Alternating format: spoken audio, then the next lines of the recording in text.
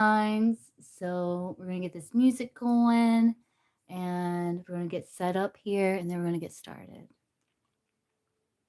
Here we go with the music. I'm going to pull up the live here. Hope everyone's doing well. So we're going to see what's in your highest and best interest to know and or be aware of for all signs.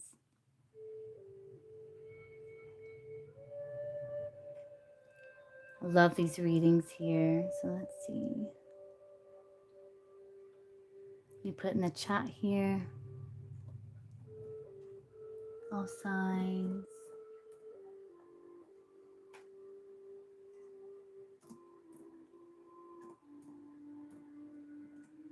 What?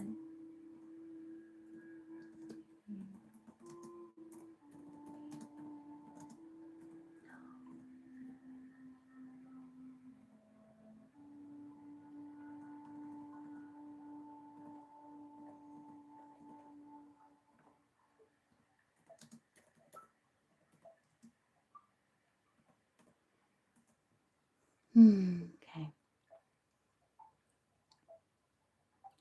So I do have donations open for after I get through with all signs. I don't know. I might set it up where I kind of do them in between the all signs. I don't know. We'll see. Just kind of play it out, see how it goes. What works best here, kind of like trial and error here. All right, so we're going to start, of course. Let me get the cards here.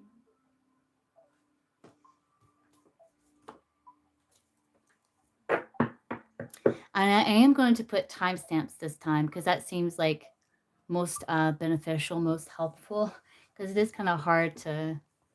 I thought it'd be easier to kind of like scroll and like pick your sign or find your sign. Sometimes it can be more challenging. It's easier if I write down the timestamps as we go. So we're going to start with Aries. And let's get that timestamp for Aries here.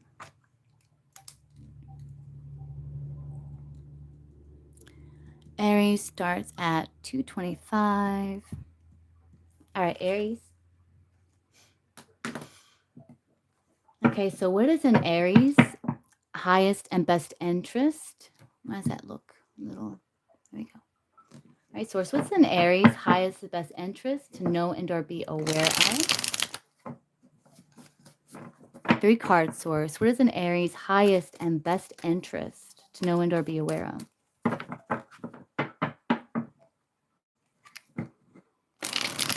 What is an Aries highest and best interest source to know and or be aware of?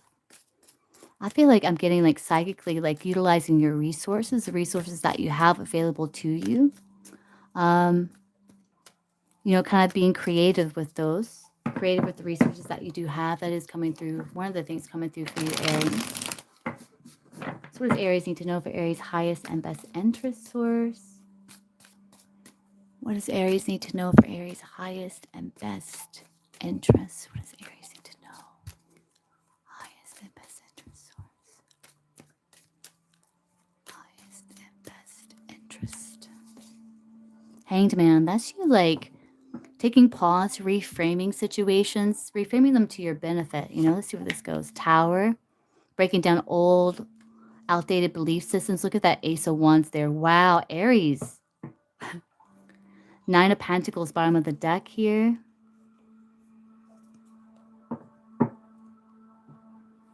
Let's see what we got.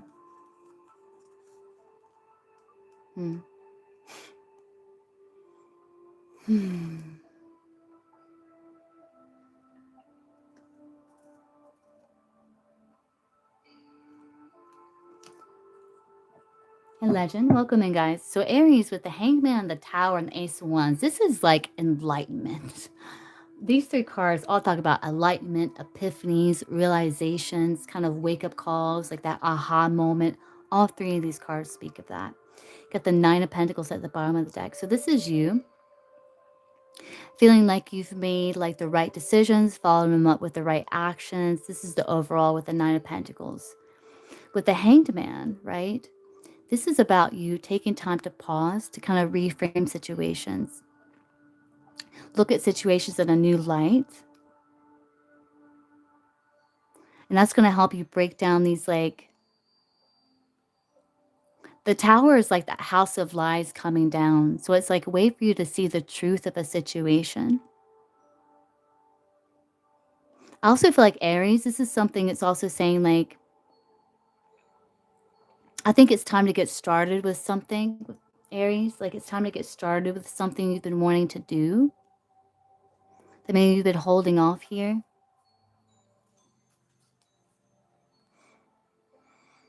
Nine of Pentacles is about you feeling confident, feeling secure.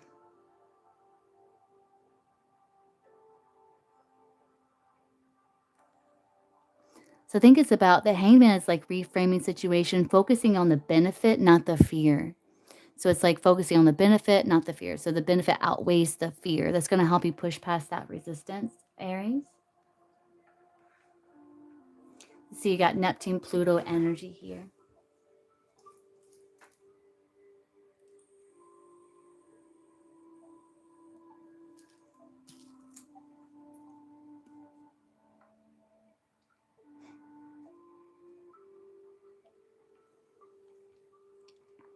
No, Neptune, Mars energy. Yeah, that's about get going. There's something that you're being guided to start here. But you have to get your perspective right with the Hanged Man.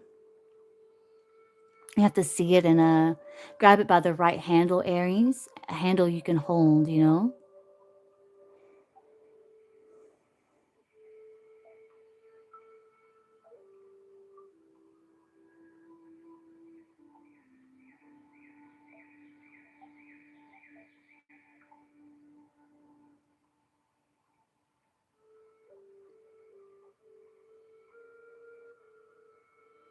And Ace of Wands is like that spark, but it's like fire. Like fire needs to be fed. So it's like continuing to feed that fire.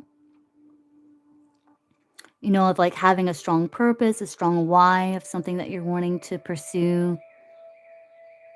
You know, the benefit, like continue focusing on the benefit, like feed that fire. Continue to feed that fire, Aries. This is what you need to know of your highest and best interest.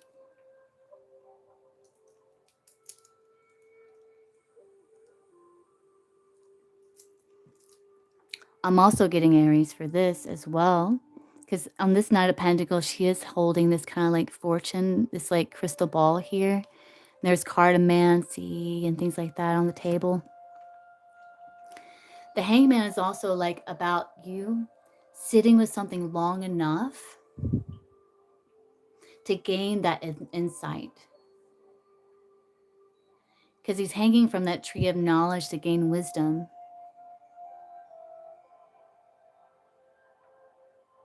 So again, Aries, like focusing on the solution, not the problem.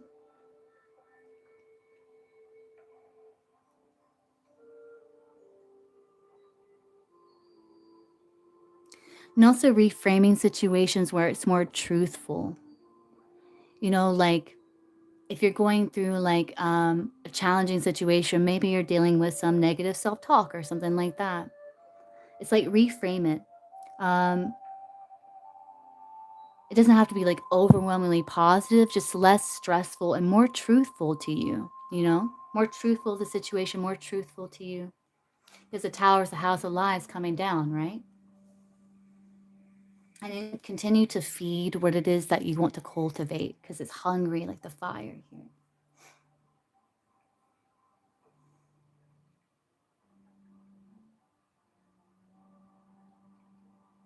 Some of you are getting like really like downloads here for sure. With that Hangman, Tower, Ace of Wands, definitely epiphanies, downloads, awakenings, enlightenment.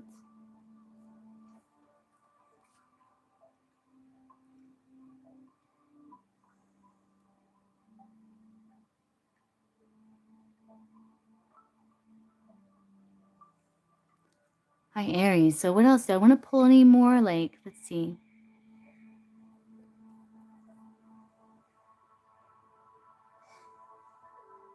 Let's do like Wisdom of the Oracle. We'll see how that goes.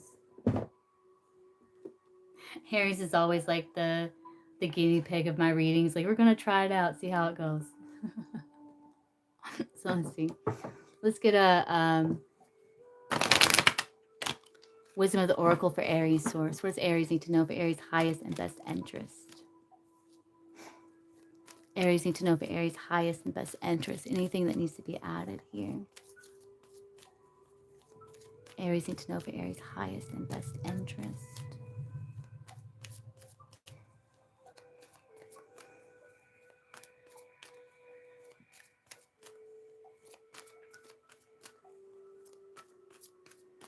Aries need to know for Aries' highest and best interest source. What does Aries need to know for Aries' highest and best interest? Round and round.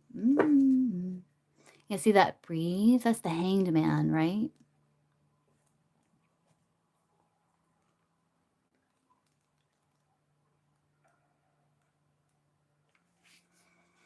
So this says, the appearance of this card is a reminder that although it may appear that you've gone backward, the truth is that you're standing at a higher level looking down into your circumstances.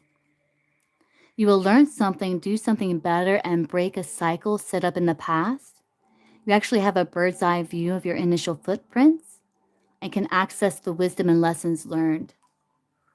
So it's like you're getting out of this round and round, this kind of rumination, this hanged man energy, you know, it's like you're getting out of that because you're able to see the situation in a new perspective with a new vantage point.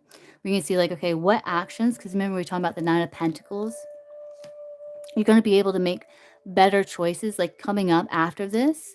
With the Nine of Pentacles, you're going to feel like you've made good decisions and followed them up with appropriate action because you're learning from what you did in the past. So it's saying it's like you have a bird's eye view of your initial footprints and can access the wisdom and lessons learned. So it's like you're understanding like, hey, what the action that you did and what was the result of that. So you're understanding what works, what doesn't work, what led to that, what was the consequence of that action. And it's like you're able to approach the situations in a new way now with an enlightened perspective.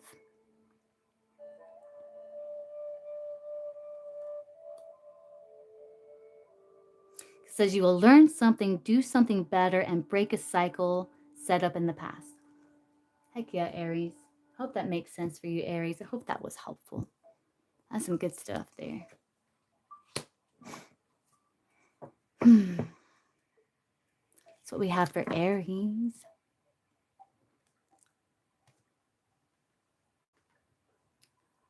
So we're going to move to Taurus here. Taurus, get you a timestamp. That's right, Yagmer. Let's see, Taurus, we have starting at 13. Let's do 13, 13, 13, 13.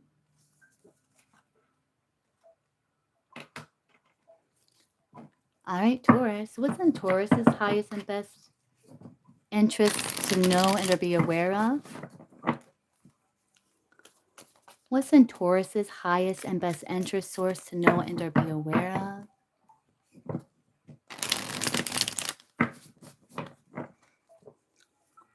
What is in Taurus's source, highest and best interest to know and to be aware of? I hope everyone's doing well. Good to see everybody. What is in Taurus's highest and best interest source to know and or be aware of? 3 cards. Taurus' highest best interest to know and or be aware of. Highest and best interest.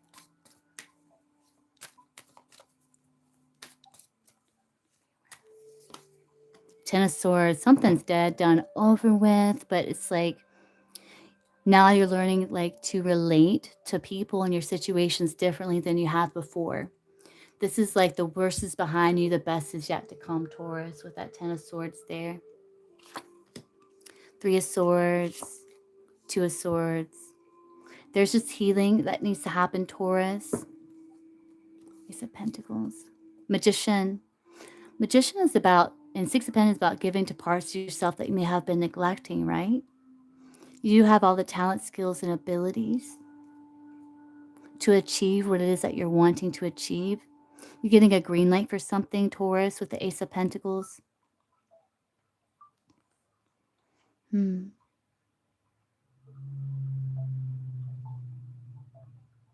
Taurus's highest best interest to know and to be aware of. That you have all the talent, skills, and abilities to achieve what it is that you desire, Taurus.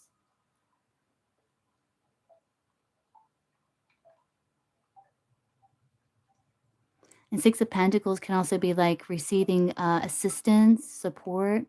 Also, it's like utilizing your gifts, like maybe sharing your gifts as well, Taurus. Let's see. Ace of Pentacles. So you're being invited into like a new beginning, Taurus, with the Ace of Pentacles at the bottom of the deck. So let's see here. A little bit of a heavy reading, Taurus, but that's okay.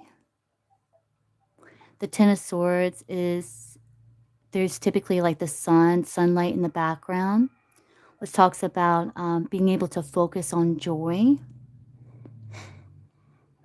Let's see, Taurus. What's in Taurus's highest and best interest to know and to be aware of, Source?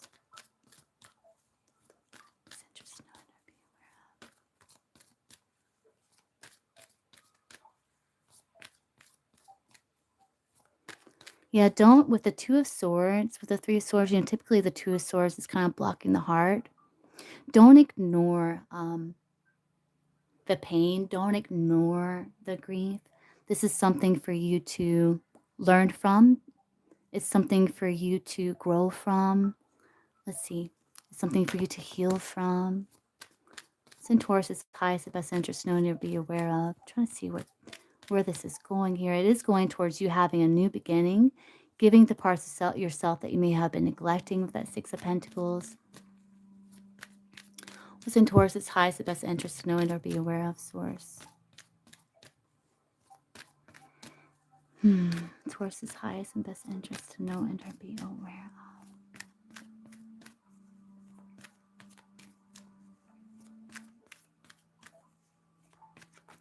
There is change coming, Taurus.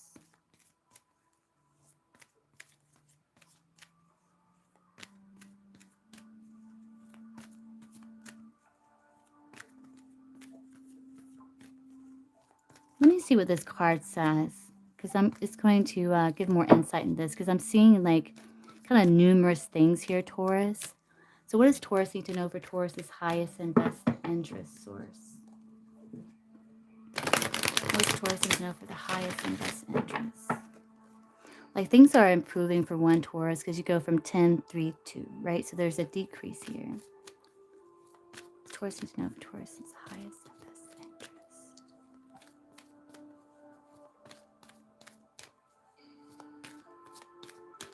Taurus need to know for Taurus's highest and best interest, Source.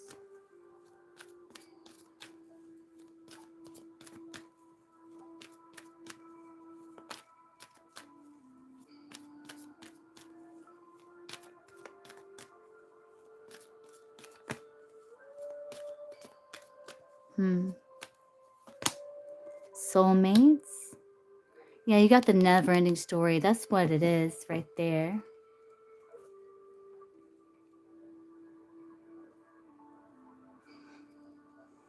Highest and best good.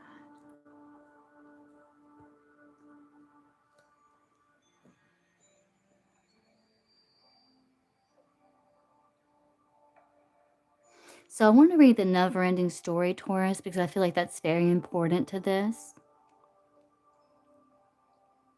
Because this is about you soothing yourself.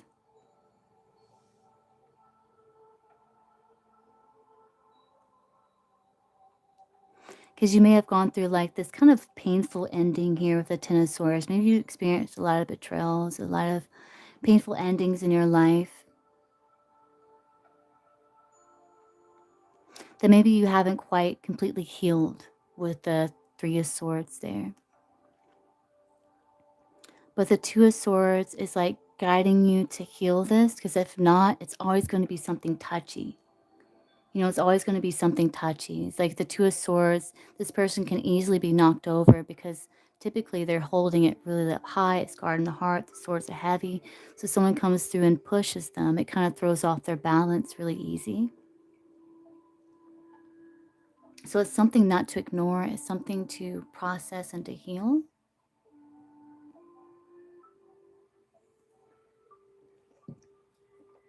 Because you're two of swords, you're like, I don't want to look at it. I don't want to feel it. Don't touch it. It hurts. But it's something that needs to be processed and needs to be healed towards. This is what you need to know for your highest and best interest. So let's look at the never-ending story here.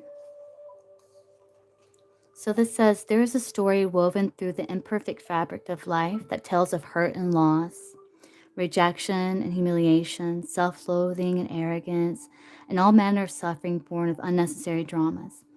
It is the old story whose refrain is that you cannot do this, must not go there, should not say that, lest your world come crumbling down. Today, know that none of that is actually true.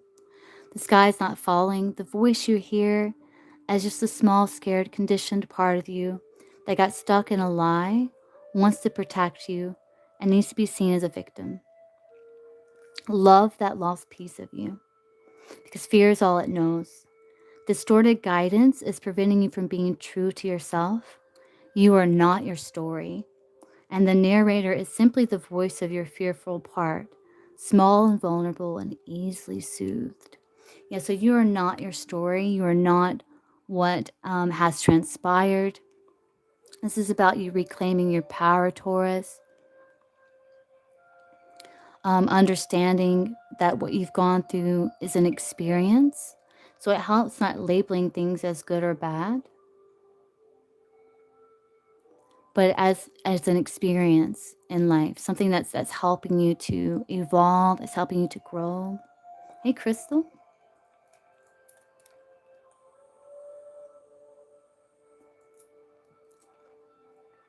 So that Six of Pentacles about giving to parts of yourself you may have been neglecting. That's this wounded part of you.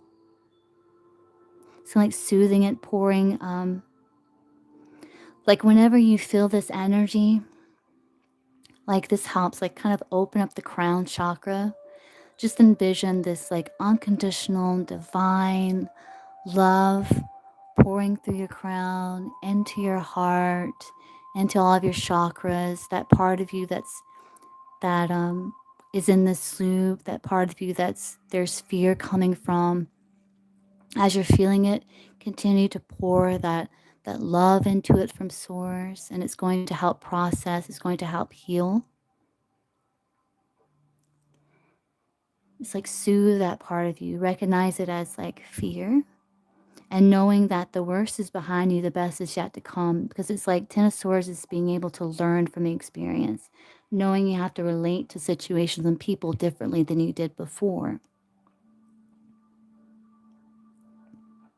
You know? Three of Swords is about, acceptance and forgiveness, being transformed. You have the butterfly and the fall leaves here.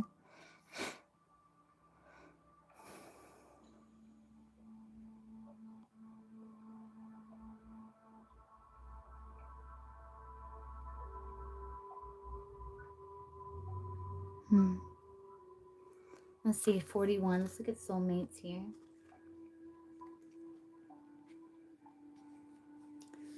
It says you're meant to evolve and transform with the companionship of others or through other people.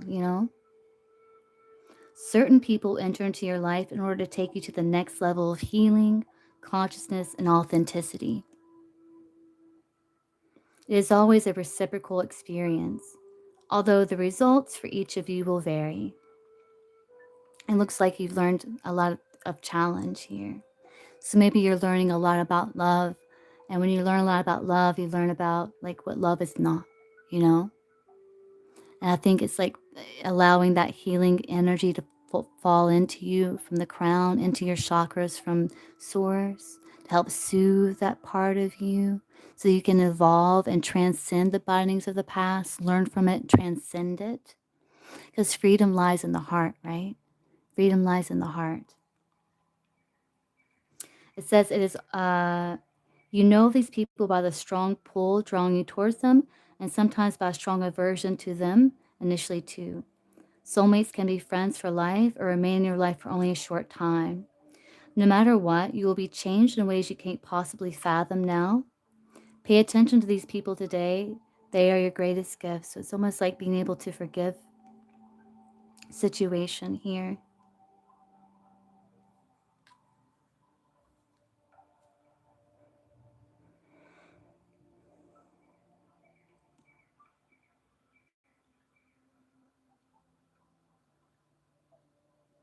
Hmm.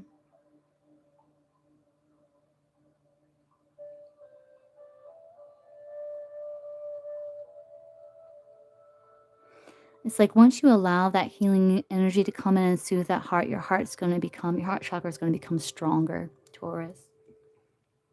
You know, these are like old wounds here.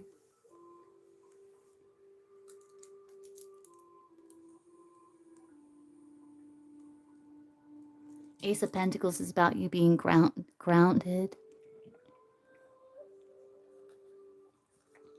Let me kind of look further in the past here. Yeah, Page of Wands, Six of Cups. Six of Cups is the past. See, Taurus.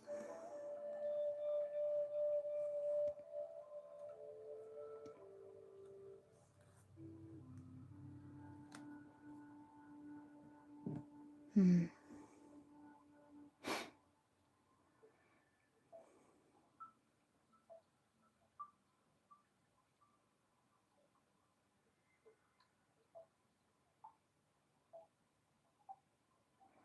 We need to know if your highest and best interest, Taurus,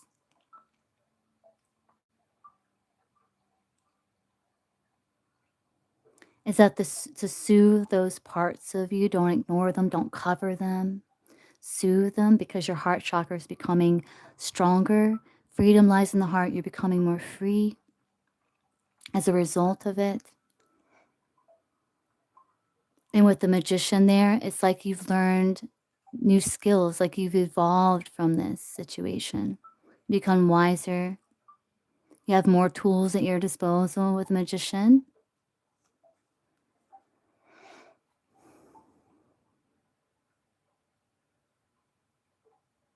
This is very important for you, Taurus. It's for your highest and best interest to know. And this is very important here.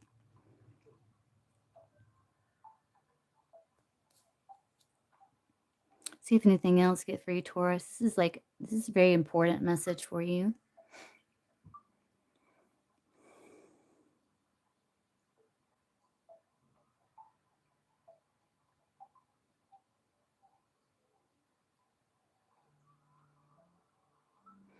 Yeah, the Three of Swords is like being able to feel it so deeply that it becomes transformed by your love.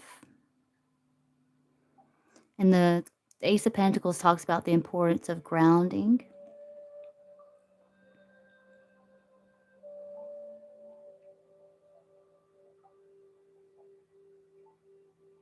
And Ten of Swords says something else you need to know for your highest and best interest, Taurus, is like you won't how's this, hold on,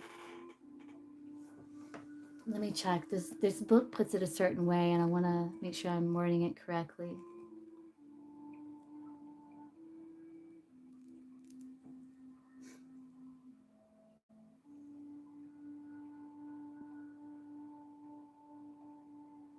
Yeah, the good news is that the Ten of Swords marks the final ordeal. No more pain will come to you from that source. The hour is darkest before dawn, and you must experience the full impact of what has happened before you can move forward and start over. Is it going to be easy? No. But will this ordeal last forever? No.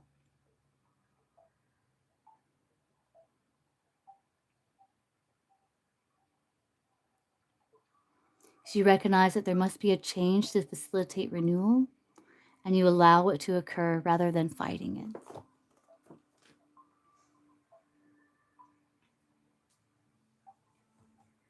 That's what I have for Taurus. Wow. It's a very important message for Taurus there.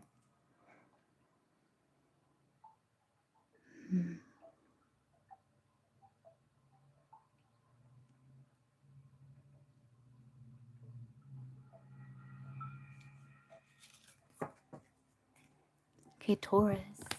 That was an important message for Taurus. Okay, we're moving on to Gemini here. Okay, so Gemini starting at 3020. Welcome in, guys. Welcome in. Welcome in. So, what does Gemini need to know for Gemini's highest and best interest source?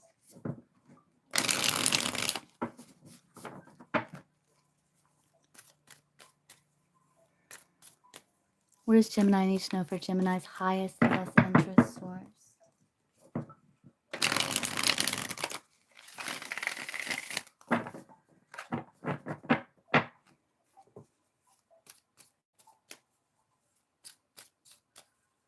Hey, Northern Lightning Bug, welcome in. What's your sign, Northern Lightning Bug?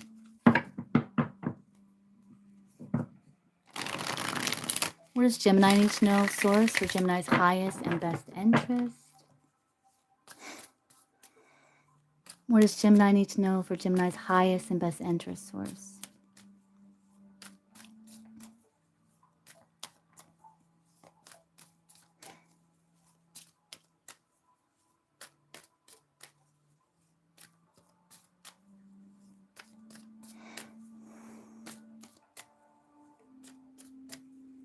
Gemini need to know for Gemini's highest and best interest source.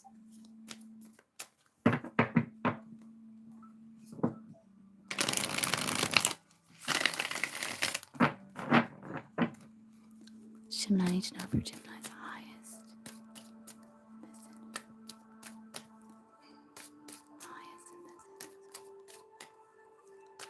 highest and best interest. Emperor, creating calm out of chaos. Queen of Wands, Nine of Wands, Page of Wands, bottom of the deck here. Hmm.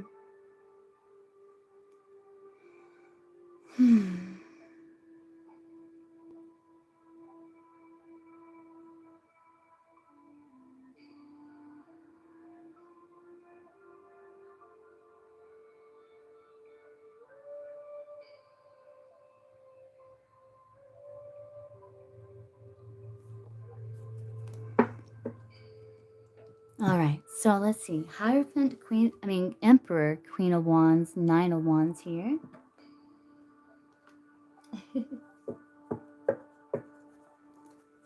What is Gemini know for Gemini's highest and best interest? Emperor, Queen of Wands, Nine of Wands.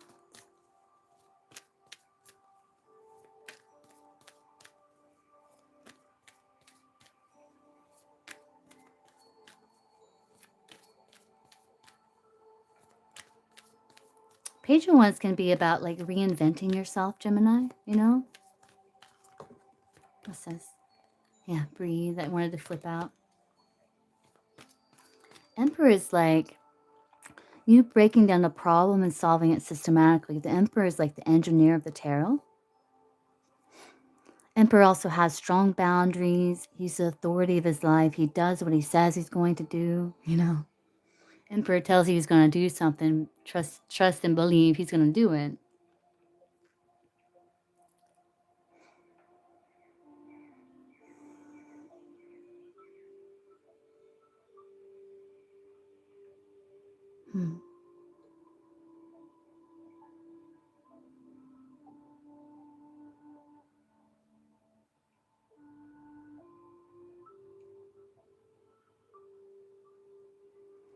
The Queen of Wands is about, your confidence. Is about manifesting from your inner divinity. It's about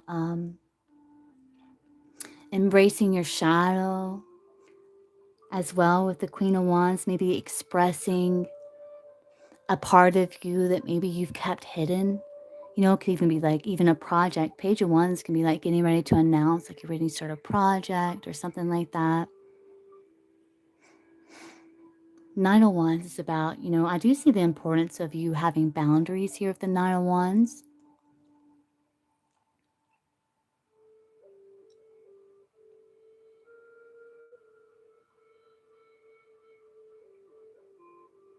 Nine of Wands is also like about learning from the past, You've had past successes, past failures, and it's like learning from all of them is important.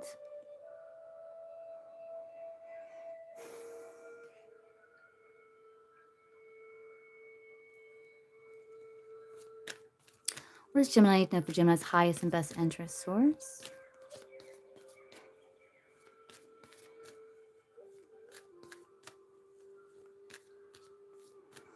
Well, it's like, don't give up on whatever it is you're working on, Gemini. Because page one is about you being excited about a new journey.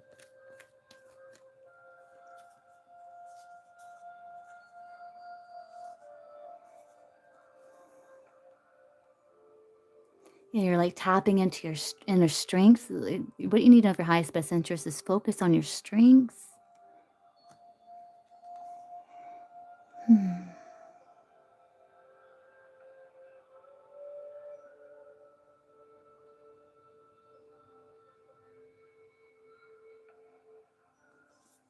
Gemini know for Gemini's highest and best interest source. What does Gemini know for Gemini's highest and best interest?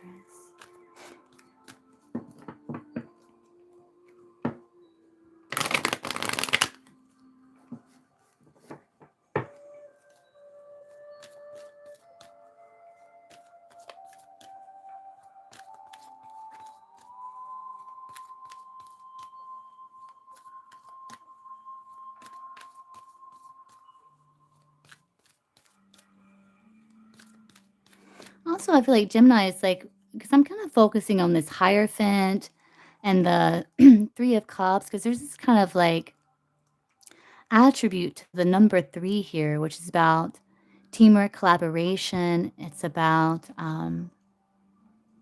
two things creating something different, right? Two things coming together to create something different.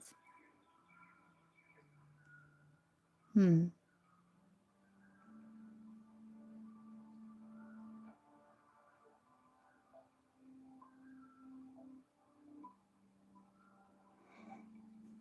The Hierophant can also be like the traditional path, like a tried and true path as well.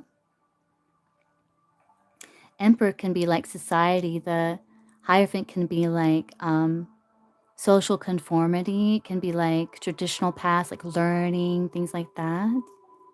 It's interesting here. I feel like what you need to know for highest best interest is don't be afraid to set yourself apart. That's coming through for Gemini as well. Don't be afraid to set yourself apart, to focus on what makes you unique. The unicorn here, the focus is on what makes you unique. It's okay to be different. It's okay to be unique.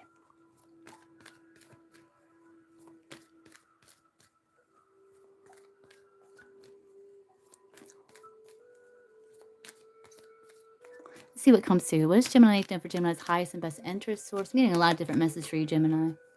I'm going to see what comes through with this card. Maybe help us kind of zone in here. What does Gemini need to know for Gemini's highest and best interest source? What does Gemini need to know for Gemini's highest and best interest? Also, what I was getting like with that tradition and then like the two creating something different, it's like adding something traditional, like adding something that's tried and true that you know will work with something that's unique about you to make it unique to you. You know, I'm getting that. See, what else does Gemini need to know for Gemini's highest and best interest source? What Gemini needs to know for Gemini's highest and best interest? To be fair. Yeah, again, see that orphan, that's about you not feeling like you have to fit in, like changing yourself to fit in. See how she's like this human, but she's like trying to wear this carrot for a beak and she's kind of sitting in this nest, right? So I am getting like, especially with the unique with the Queen of Wands, because the Emperor can represent society, societal rules, societal expectations, you know,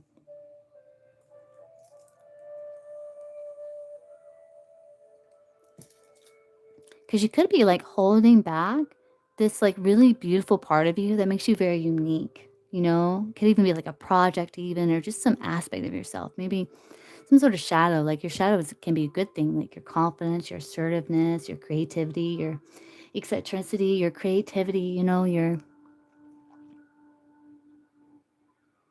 taking up space, with the Queen of Wands. Like, the Queen of Wands isn't afraid to take up space. She's also not afraid to make a move with something here, you know?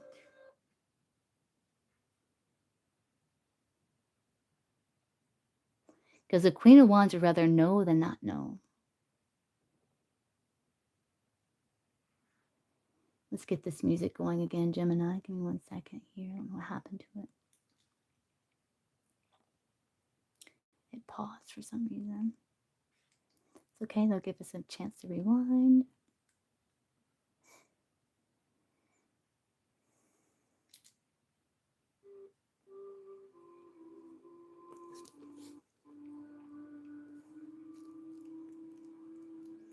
So maybe I meant to read the bottom card too to you guys, because that's coming through.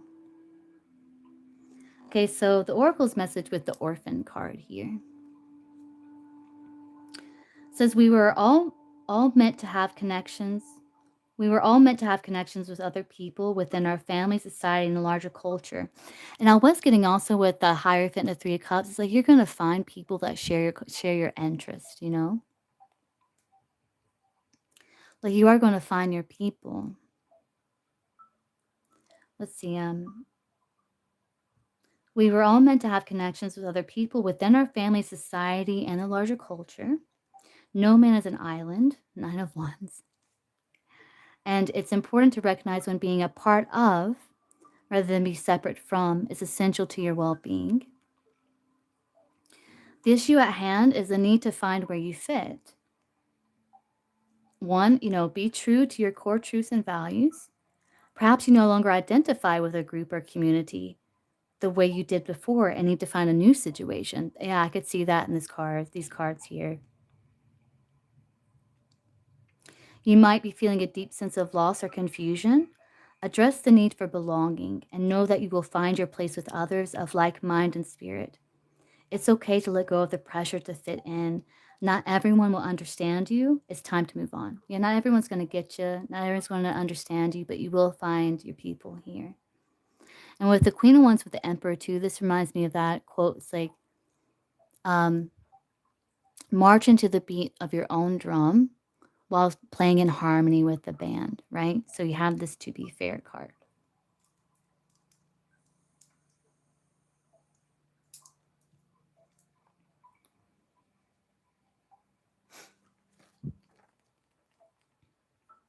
So let's see, 38 says life offers experiences that are challenging and experiences that are nourishing. Yet over time, they strike a balance. You move from being, from stasis, to doing, from discovering, to loving, to letting go, to being again. Life is a pendulum swinging between all of these states. You will always oscillate back and forth between doing and being. If you're not content with where you are at this moment, remember that all experiences have their place. So it's also like being tolerant of yours and others' differences as well. Accept them without judgment, and you will see how the universe adjusts in perfect balance. You reap what you sow. For every cause, there is an effect. Wondrous things will be revealed now. So you have more control of your life than you realize with the Emperor, Queen of Wands.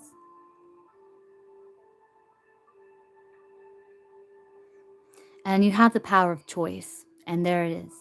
When you know your highest and best interest, Gemini, is the power of choice. Not feeling like you have to change yourself to fit in, not feeling the pressure to feel like you have to fit in, but also and expressing and showing this uniqueness about you without hiding some of your most beautiful assets or aspects about yourself. It's like tolerate your differences and the differences of others. So that's like marching to the beat of your own drum while playing in harmony with a band, Because not everyone's going to get you. Not everyone's going to understand you. And that's okay. That's okay.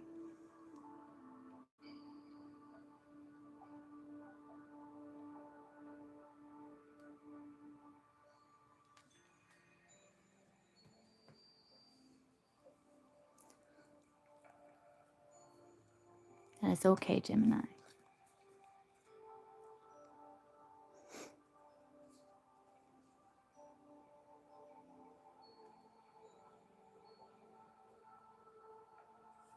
So I do feel like you're wanting to start a new journey. So maybe you're like wanting, it's like setting yourself apart, wanting to express your uniqueness, Gemini. No man is an island, right?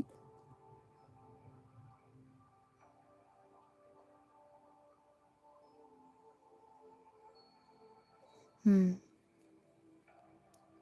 It is time for you to leave a certain situation. It's time to go at the bottom of the deck, too.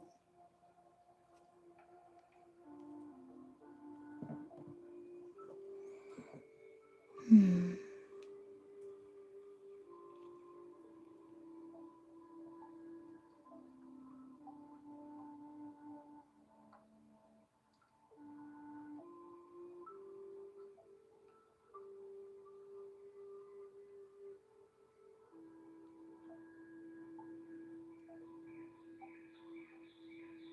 So that's what I got for you, Gemini. I hope that makes sense, and I hope that you got something from that. So walking to the beat of your own drum is not opposed to playing in harmony with the band, Gemini. And you are reinventing yourself. You're stepping into new directions.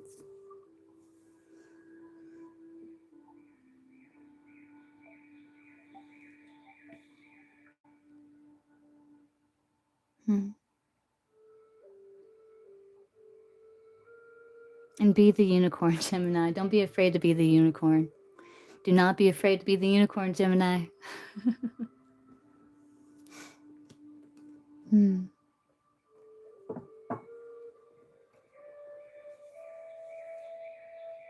See if I get anything else for Gemini.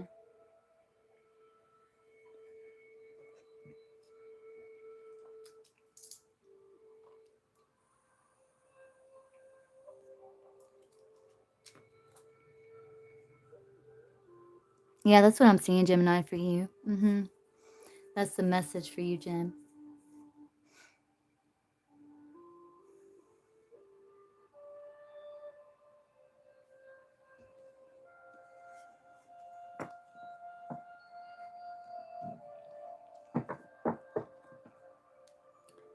You are protected from the tongues that are not wise, Gemini.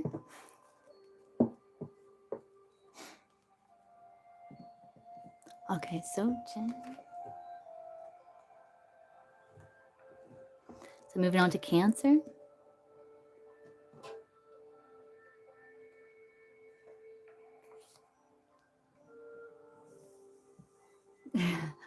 That's right, Crystal. That's class, classy. Like some things don't deserve your response.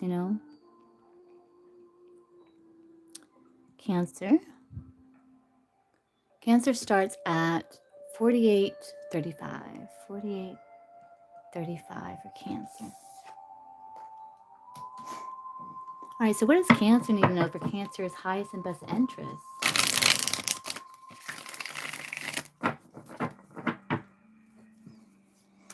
What does Cancer need to know for Cancer's highest and best interest source?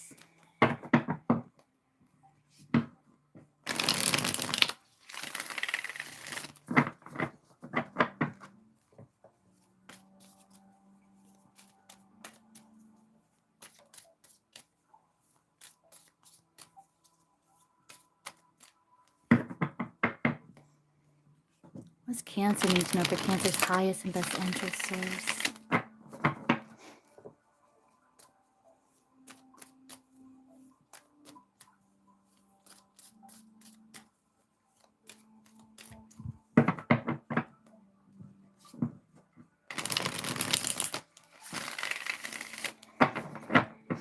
That was a good shuffle. What does Cancer need to know for Cancer's highest and best interest? Yeah, something's just going to feel right to you, Cancer. Trust your heart, trust your feelings. Something's just going to feel right. See, what does Cancer need to know for Cancer's highest and best interest source? What does Cancer need to know for Cancer's highest and best interest? Emperor came through for Gemini. 2 of Wands. Two of Swords. Ah. Yeah, so 2-2. So there's decisions to be made here. Ace of Wands. That's like being inspired, like new beginnings here. Let's see. So we got 2 2s. Let's look at 2 2s.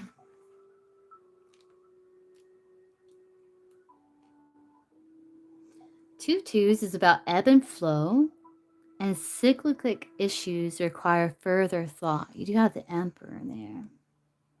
Ebb and flow, ebb and flow.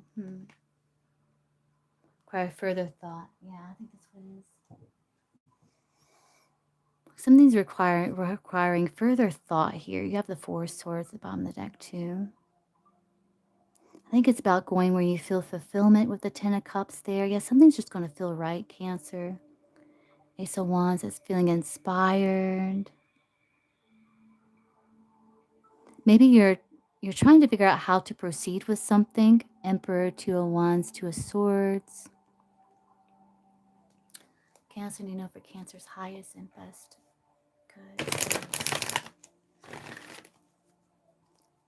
Cancer, you know, for Cancer's highest and best good.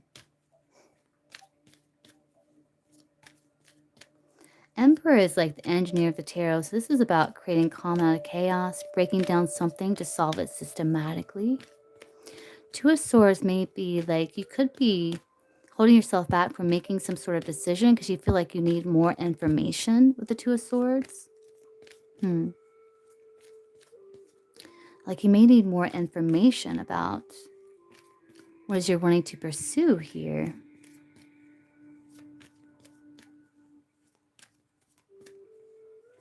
Two of Wands is a card about partnership. It's a card about expansion. It is a card of success. So you do have some success here. An Emperor says, I think you do have some sort of plan. Maybe you want to expand territory with the Emperor and the globe here, you know?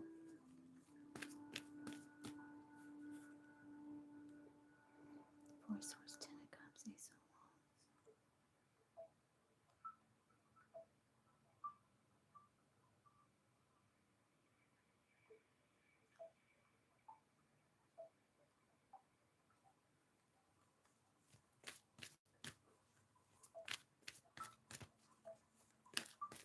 Wands. What is Cancer, you know, for Cancer's highest and best good source? What is in Cancer's highest and best interest to know here? What's in Cancer's highest and best interest to know here? The Four Swords, I feel like you are opening yourself up to receive a breakthrough, like you're opening yourself up to new information.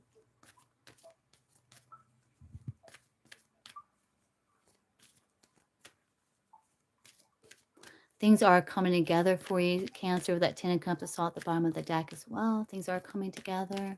What's Cancer need to know for Cancer's highest and best good source? What's in Cancer's highest and best interest to know?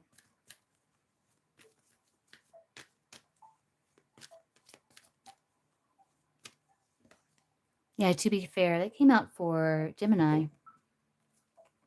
TikTok.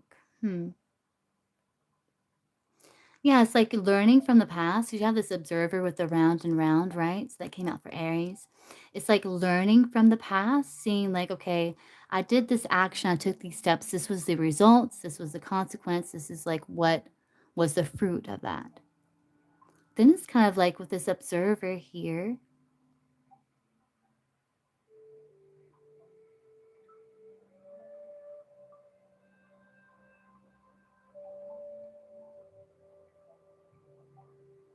I think it's about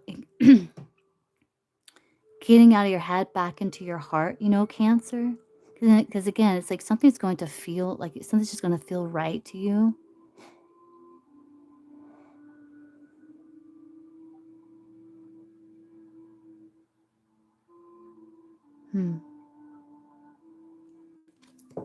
So you have the to be fair, right? So let's see. Let's read that again. So it came out for Gemini.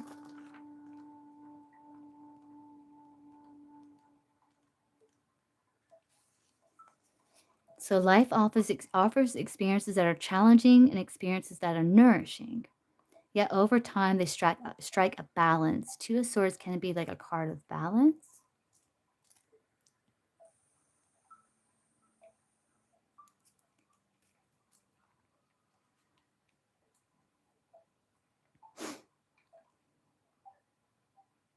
Hmm. You move from being, from stasis, to doing, from discovering, to loving, to letting go, to being again. Life is a pendulum swinging between all of these states. You will always oscillate back and forth between doing and being. If you're not content with where you are at the moment, remember that all experiences have their place. Accept them without judgment, and you will see how the universe adjusts in perfect balance. You reap what you sow. For every cause there is an effect. Wondrous things will be revealed now. You do have the Ace of Wands there.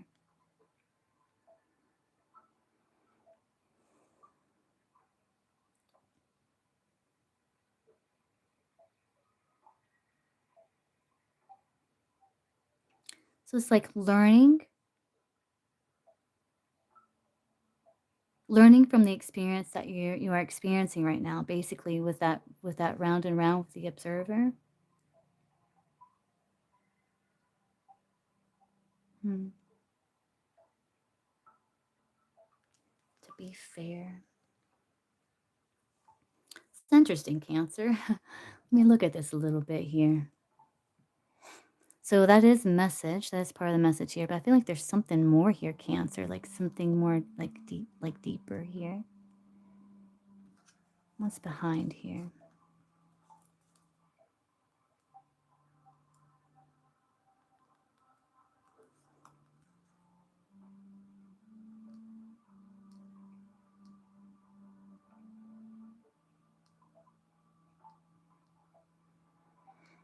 Hmm.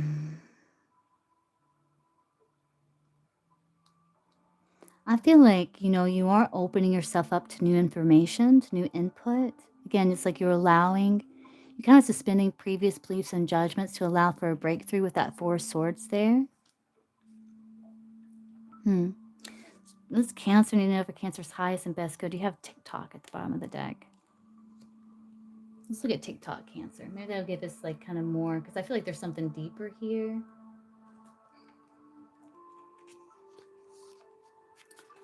Okay, so it says when humans created time, everything changed and contracted. People have come to look at life in a linear way, imagining that the past is behind them and the future ahead of them. But what if this isn't true at all? What if everything, creativity, beauty, chaos, and order were happening now in a glorious timelessness? It's deep reading, Cancer. You have all the time in the world to co-create the life you desire, so release your agenda. Let go of your need to shape each moment to your expectations, knowing that what is yours will never be withheld from you. Miracles are here right now and always show up when you need them, right on time.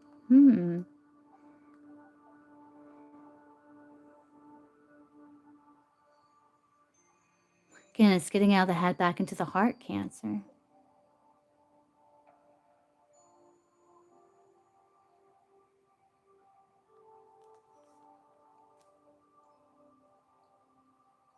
So maybe you're trying to figure something out intellectually, which is something that you really need to feel your way through with it to be fair. It's like go back into that state of being.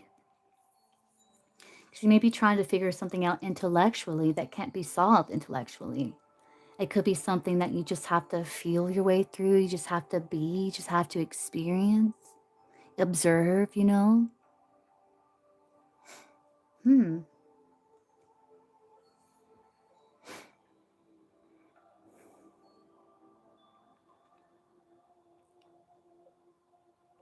The Two of Swords can be like a need to get out of the head back into the heart. Yeah, that's your message, Cancer. Out of the head back into the heart, Cancer. and just be. The Ace of Wands is like spontaneous energy.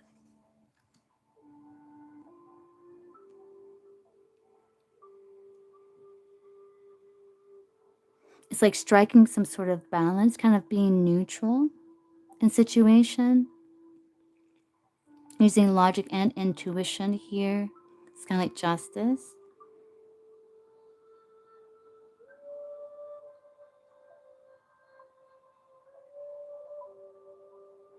Because like when you slow down Cancer, get out of the head, back into the heart, it's like you pick up on maybe cues you would have missed, you know? Because you're too much in your head, thinking about the past, too concerned with the future, that you're kind of missing the present moment, Cancer, which is where the magic happens.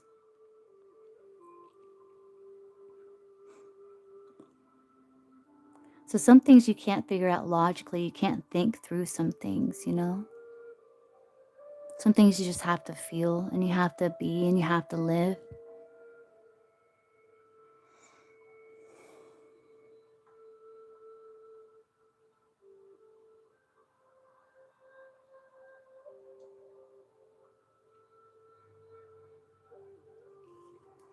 I hope that was helpful, Cancer. I hope that made sense and I hope that was helpful. And again, like this this is like a waxing moon. Some people see it as an eclipse. This can be like you feeling like, you know, time's running out or something, you know, which is a deeper reason behind that. It's like maybe if you feel like you're gonna miss something, or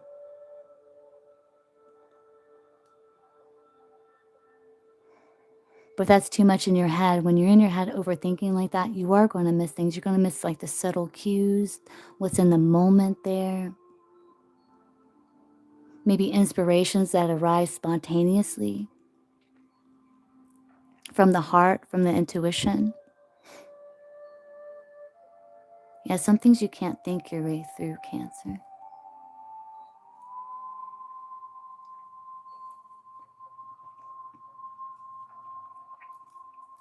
And you have all the time in the world. It's that TikTok. You have all the time in the world.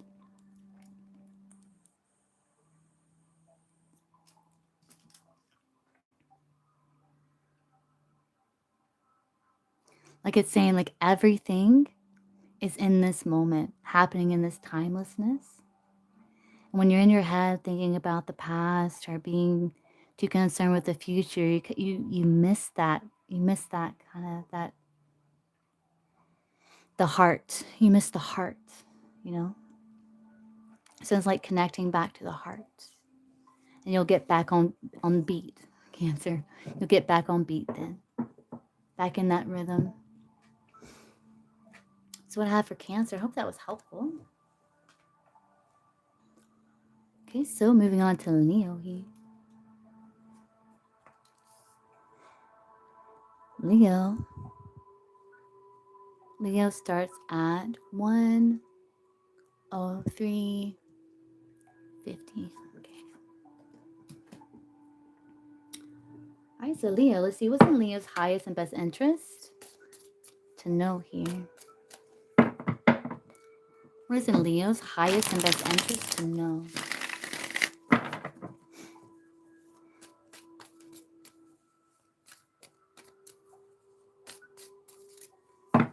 What's in Leo's highest and best interest to know, souls? What's in Leo's highest and best interest to know?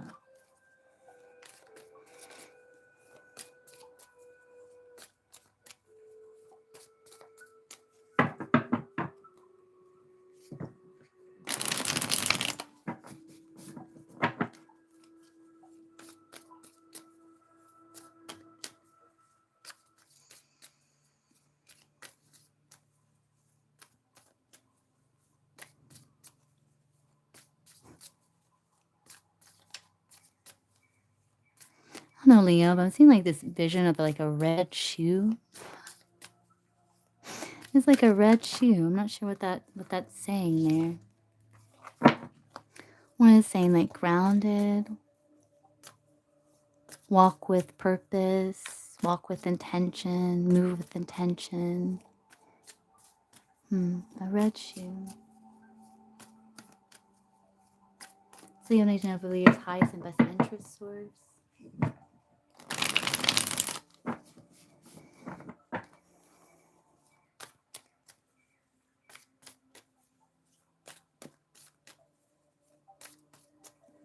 What's Leo need to know for Leo's highest and best interest source?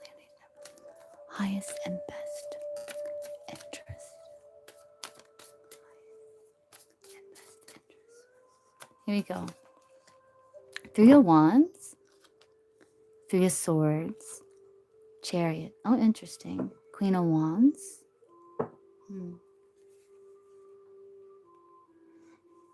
See at the bottom of the deck here.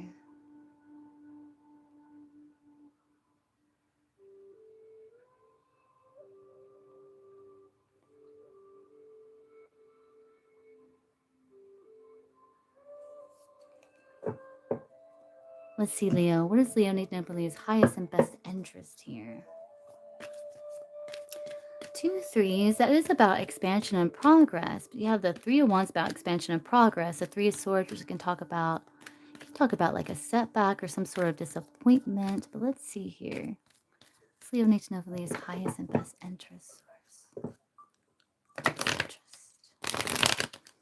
Maybe what you're desiring is beyond what you know, Leo. Because 3 of Wands can be like expanding, you know, like wanting to move beyond what it is that you know. Maybe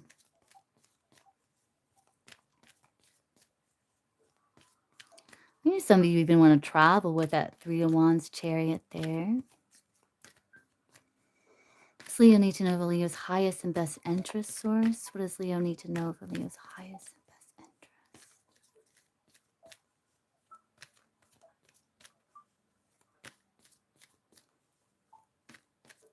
It's almost like not waiting for the change, Leo, but like creating change here.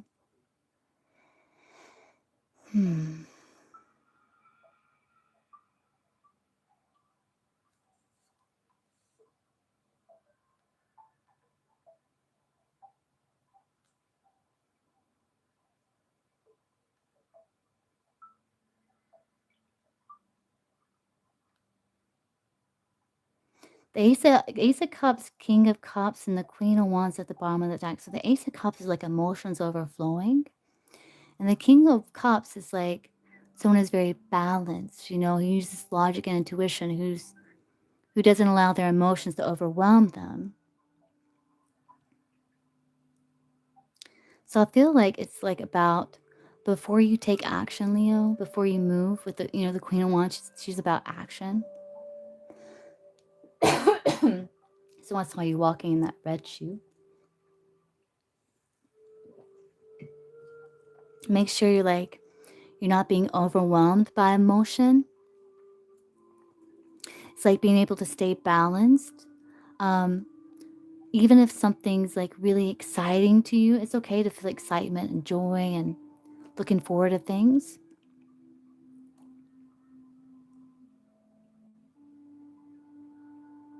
But it can like interfere with your balance and your clarity of thought. You know, if you get too carried away in your emotions. So it's like before you act, just kind of like balance out your emotional energy, you know, so that you're not overwhelmed by your emotion. That's one thing I'm getting, Leo. Let's see. What does Leo need to know for Leo's highest and best interest? Again, also, it's like that way, it's like, because like when your emotion gets too high and you get too excited, maybe you start developing high expectations for something, right? You start idealizing something, getting high expectations for something, and then if it doesn't happen, you know, if like the truth of reality kind of sets in, it can be disappointing, right? It can lead to grief, you know? I think it's with the chair. It's like what's unconscious coming to light. So maybe this is like coming to light where it's like, maybe this is some sort of pattern, maybe.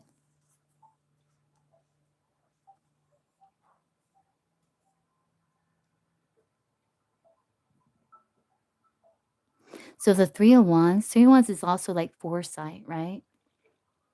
It's like being able to look into the distance and maybe see potential challenges that may arise in the future and like planning for those challenges.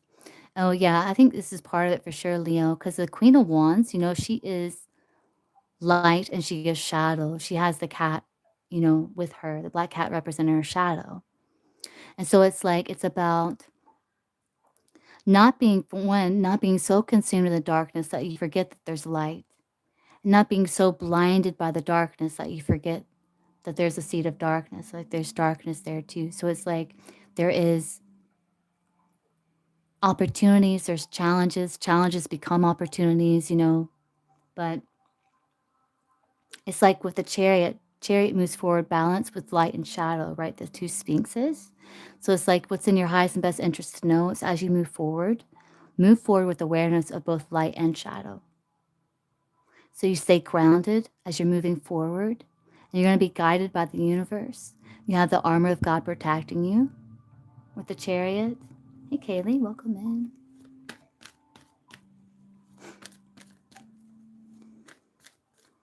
So you need to know for Leo's highest and best interest.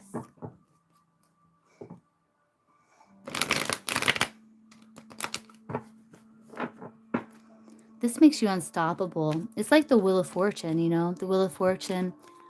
Like there's light, there's shadows, there's different seasons, there's changes, but it doesn't mean like your core self, your energy, your emotions have to shift and change with it. You know, it's like I saw this before, so let's look at. So this is like something that is in front of you. This may be something that you desire, something that you don't like, right? So if I don't like something and I push it away, it's going to come back. If I like something and I pull it close to me, it's gonna go back. It oscillates, right? So that was a message for Gemini and Cancer too. So it's like what to do is you don't push, you don't pull, you just be. You just experience, you just be. Doesn't mean you can't plan, doesn't mean you can't go after what it is that you want, but it's about the perspective and the energy that you're going after it in, that you're approaching situations in, that you're experiencing situations with, I don't know if that, I hope that makes sense, Leo. Leo need to know for Leo's highest and best interest here. Let's Leo need to know for Leo's highest and best interest.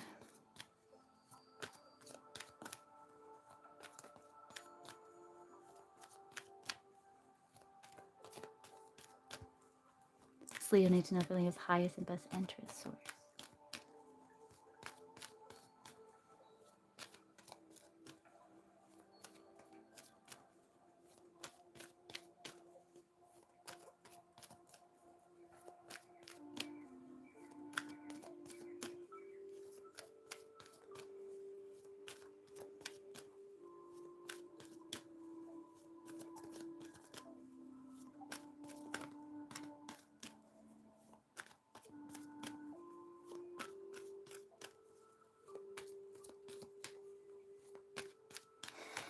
Let's see, Leo. Breathe, yeah. And you have all that glitters. How interesting. So I do feel called to read the bottom deck and the top deck. So I think I'm going to do that for all signs. That seems to be what's coming through here. So breathe again. That's about that finding your center, being grounded, meditate, don't push, don't pull. All that glitters is not gold. And you have all the time in the world there.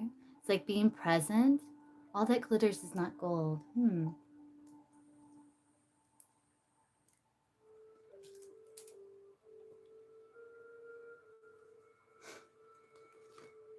So let's read all that glitters is not gold.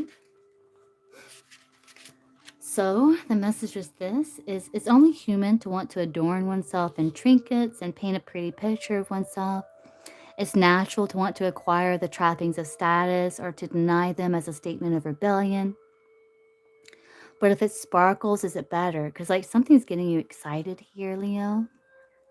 But it's like being balanced here.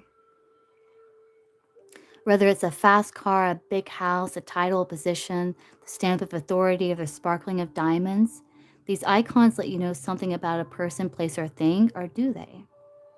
The truth is that people seek to acquire things because of what they will do for them and how they symbolically will elevate them and make them more attractive. This card signals that it's time to see beyond the adornments and probe underneath the surface. Learn to recognize the mask people wear and the motives underlying them. Imagine that all that the glitter is gone. Would you still desire the object or person? So again, that's like kind of being in that state of like just kind of being. Don't be so blinded by the light you don't see the dark, and don't be so overwhelmed by the dark you don't see the light. Chariot, move forward, balance in a balanced way. So we have 29.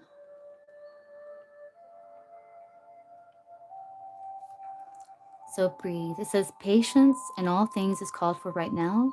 What do you need to do when you're in a rush? Slow down, of course. Meditate and trust. Breathe and repeat. Humans cannot exist without drawing breath. Now is the time to allow the life-giving element of air to replenish your body, your being, and your very essence. Stop the smell of the roses, breathe in the sunlight, and release the darkness, and miracles will appear. So again, like what I was saying for Taurus with the 3 swords, it's like feeling like opening up your crown, right? So visualizing that there's this healing, like divine love, divine light that's like divine feminine love, that's like pouring through the crown, through all of your chakras, down into the heart, down into that wounded place. And just bathe it in that energy. Just bathe all the way down your chakras, That'll help you release the darkness, release the pain,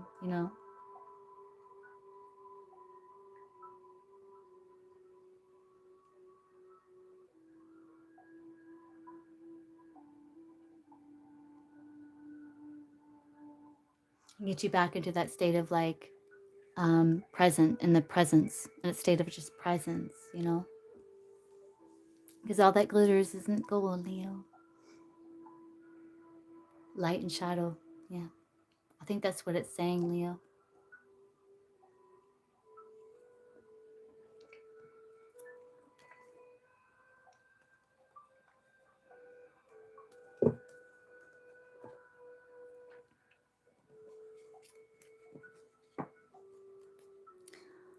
Okay, let's see. Okay, for Virgo. Let's get a timestamp for Virgo. Hey, be wise. Virgo is 1/18/50. Okay, Virgo. Let's see. So what's in Virgo's highest and best interest to know and or be aware of source? What's in Virgo's highest and best interest to know and or be aware of?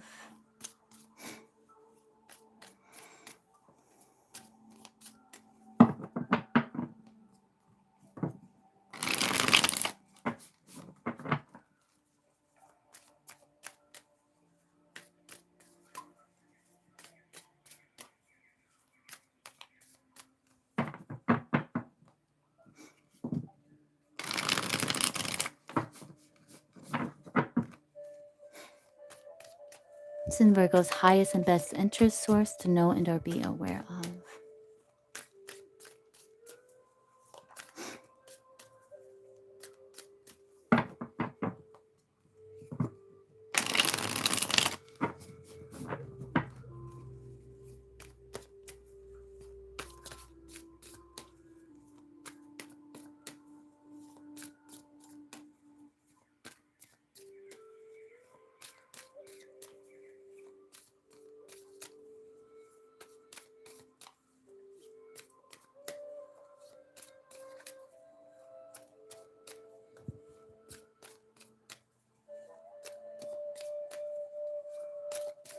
Seeing a lemon, Virgo, and you know what that is.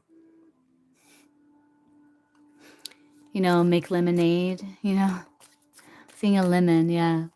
Let's see, what does Virgo need to know for Virgo's highest and best good? Turn lemons into lemonade.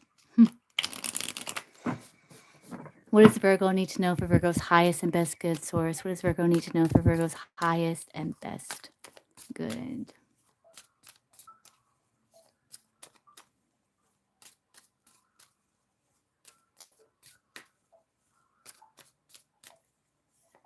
Let's see. Hermits. Virgo, there you are. King of Pentacles. More Virgo. Ten of Pentacles. Oh my God. I think Ten of Pentacles is Virgo in the Minor Arcana, if I'm not mistaken. You got Virgo, Virgo, Virgo. Virgo, Virgo, Virgo. And Magician. Virgo. You're all over this reading, Virgo. What you need to know is yourself. Highest and best interest for you to know is yourself. Hermit. Virgo. Yeah. It's to get to know yourself here. Know yourself. Interesting. That's funny. You're all over this reading, Virgo. So let's see. So cards that aren't Virgo, at the bottom of the deck, we got the Strength and the Page of Wands, right? So this is about you, like, being very, like, taming any fear or negative thinking. And it's like, you know, with compassion, with love, with patience, it's like taming those fears, those negative thoughts.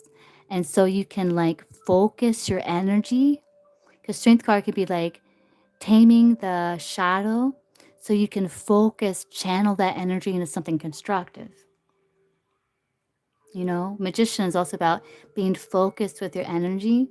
Page of Wands is about like reinventing yourself, stepping into new directions. Some of you could be writers with the Page of Wands. Writers can be. Some of you. All right, let's see.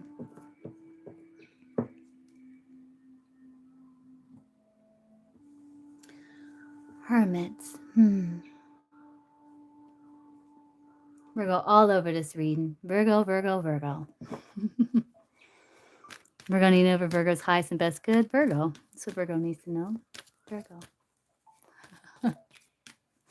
So what does Virgo need to know for Virgo's highest and best interest source? This is about you, you know, building legacy, reinventing yourself, getting in touch with your shadow, and utilizing your shadow to help build your legacy. You know, it's like channeling that energy in a very focused way, so that the shadow doesn't consume you, the shadow doesn't overpower you, but you're in control of it, so you can focus that energy. So like, for example, maybe anger or aggression, it's like taming it so you could focus it into energy, a driving force to propel you forward. For example, you know,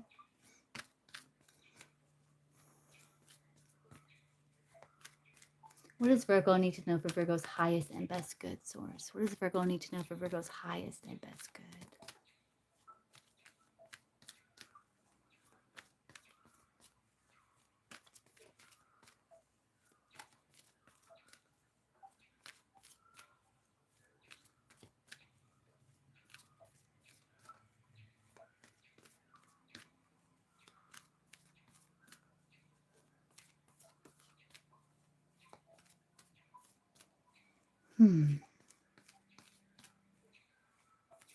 Also with the Ten of Pentacles, like the King of Pentacles is like, went to the Ten of Pentacles, he got what it is he needed to learn, to know, and now he's going back to the Hermit, right?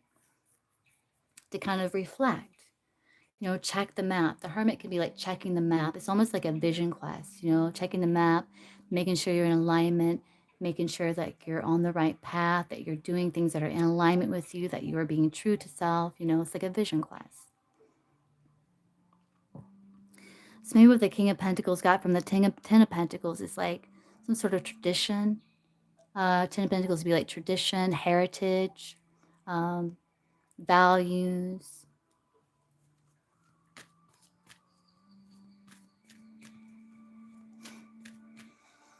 What does Virgo need to know for Virgo's highest and best good, Source? What does Virgo need to know for Virgo's highest and best good?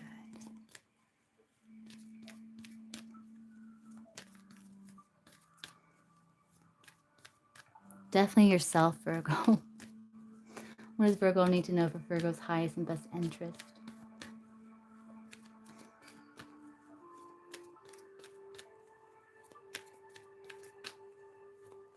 And the Ten of Pentacles, hold on. There's a, what is it? Where is it? It says something about, hold on, give me 1 second here. In the like book associated with this card, it says something about the Ten of Pentacles that's standing out to me.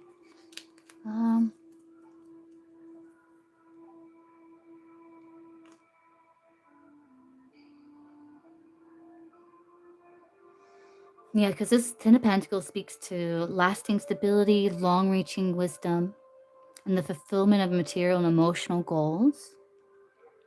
So again, that vision quest, like making sure, are you still in alignment? Is this still what I want? Yeah, it invites you to consider the long-term impact of your choices. Yeah. The value of building something that endures.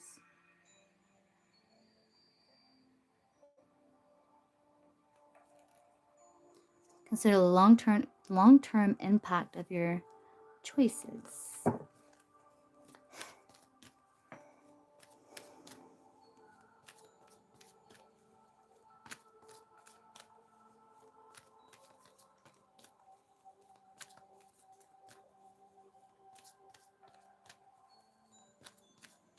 You know, with the Strength, the Magician, the Page of Wands,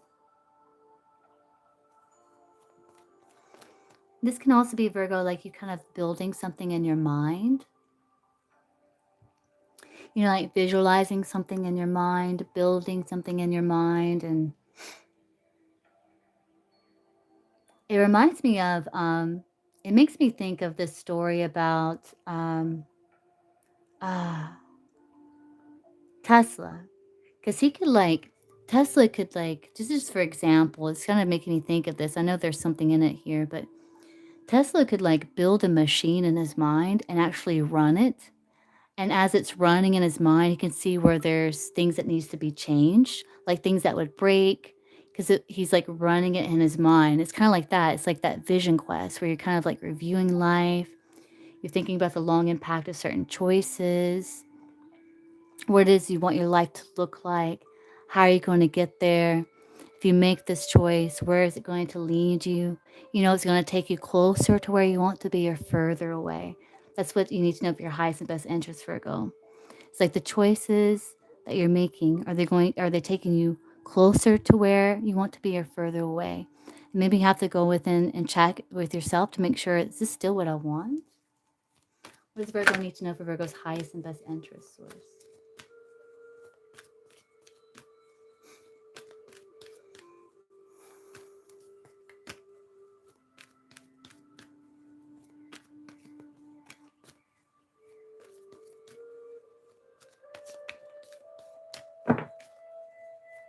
What does Virgo need to know for Virgo's highest and best interest, source? What does Virgo need to know?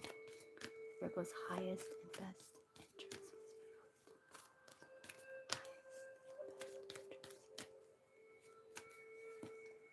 Mending. Community. Oh. So let's look at the bottom deck, because that's how it's been playing out here. So we got community.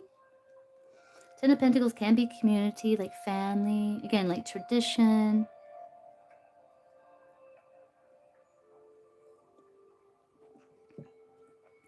Again, it also attests to the creation. So yeah, they're like weaving together this like flag.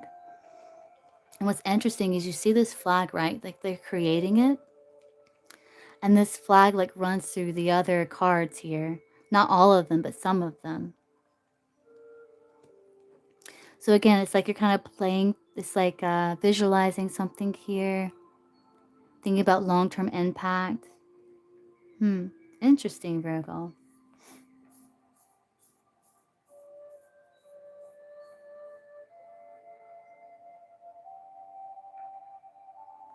kind of like thinking about the ripple effect. Like you take an action, it ripples out, right? It creates change.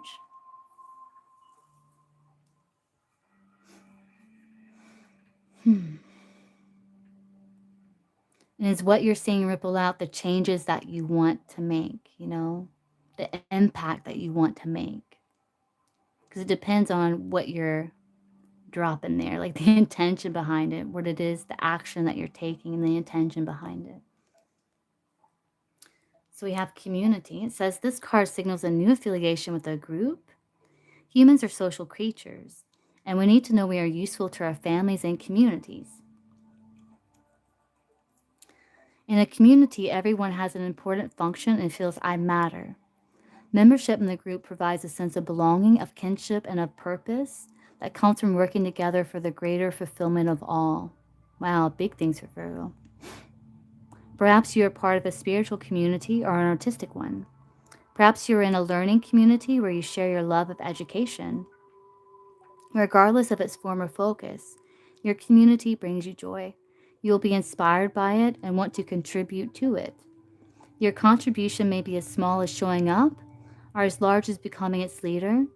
No matter your position in the group, your presence is needed.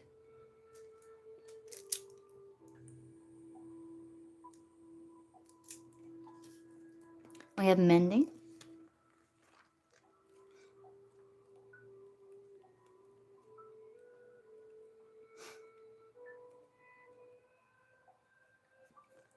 It says each time we are hurt and allow the hurt to pass through us without understanding and integration, we accumulate an unwanted burden.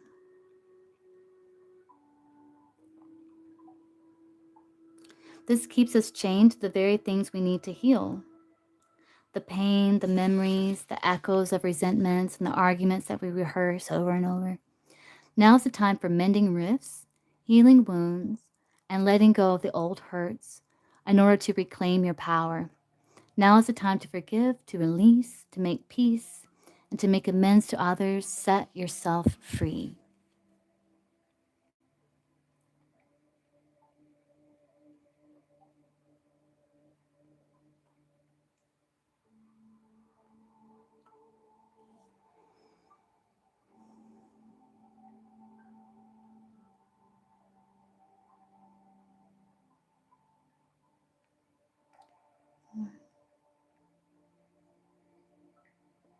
Yeah, so this is about, integration, doing that vision quest, Virgo.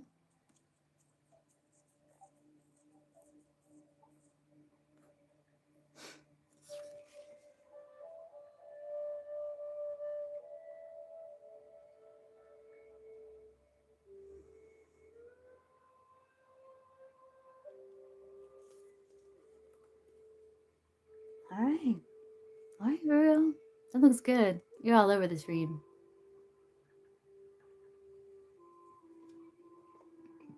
Hope that helps, Virgo. Hope you got something from that.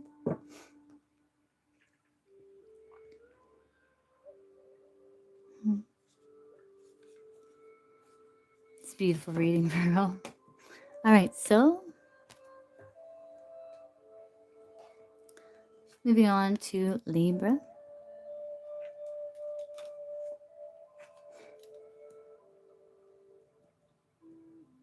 Libra starts at 134. See, 134, 30. All right, Libra. So what does Libra need to know for Libra's highest and best interest? What does Libra need to know for Libra's highest and best interest source?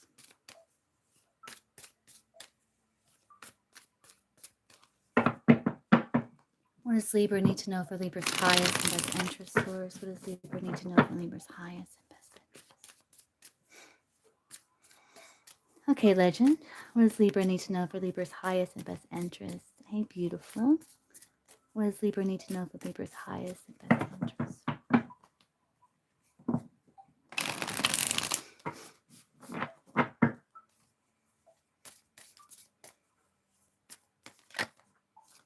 Eight of Pentacles. It wanted to come through for you, Libra. So I do feel like you are working out details, you're mastering some sort of skill, some sort of craft, something you could be manifesting.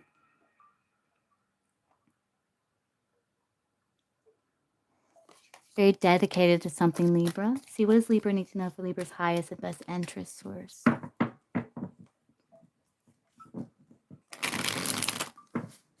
What's Libra need to know from Libra's highest and best interest?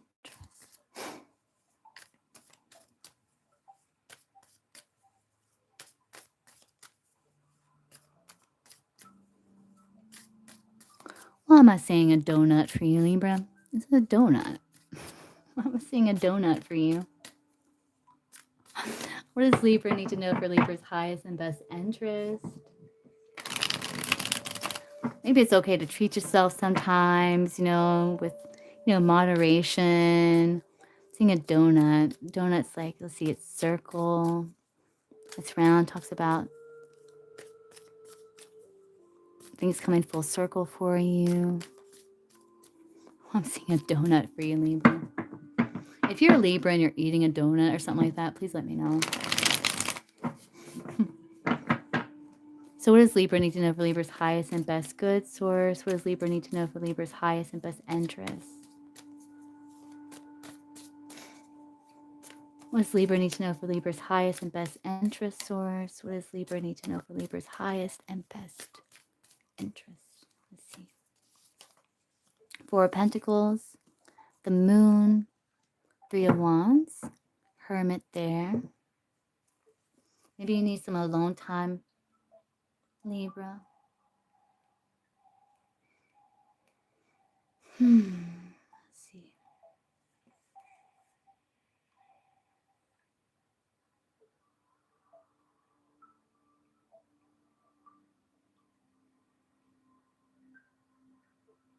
Yeah, I need time to process something here. Like, you may not want to face some sort of like,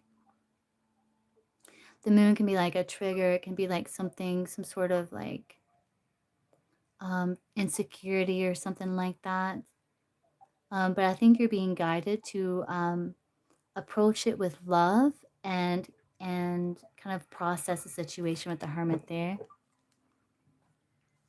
Libra, let's see.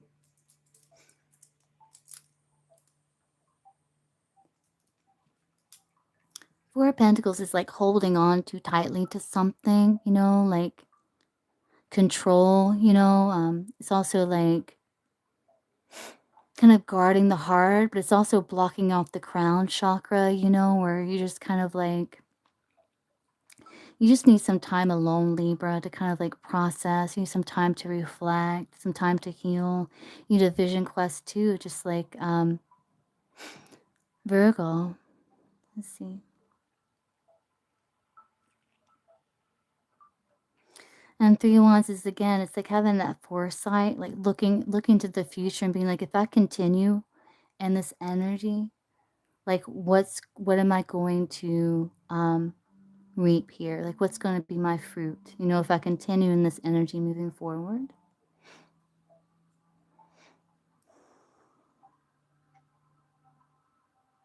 Because with the Nine of Cups, this tells me that you have the ability to go deep within yourself. The Knight of Cups, like if he isn't distracted by outer situations, he has the ability to go really deep into himself. And then you have the Hermit there. What does Libra need to know for Libra's highest and best interest source? What does Libra need to know for Libra's highest and best interest?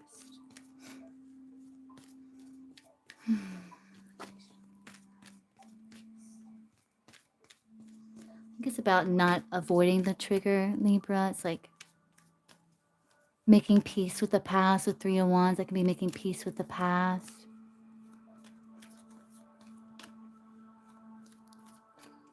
Libra needs to know for Libra's highest and best good source.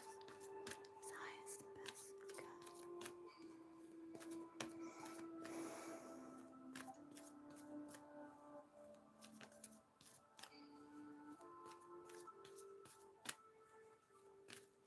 Let's get this music going again, Libra.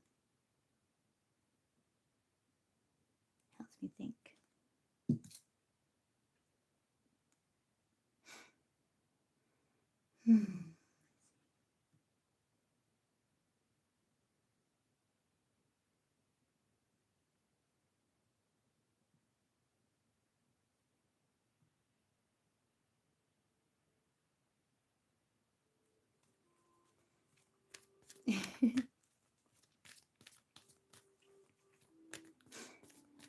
Let's see. What's Libra needs to know for Libra's highest and best interest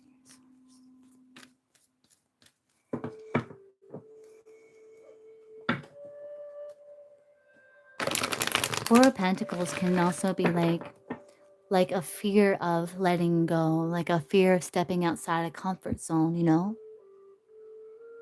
Fear of taking that risk. The moon can be like a decision to take some sort of risk. And it's something that you have to like feel intuitively. It's something you have to feel the path forward intuitively.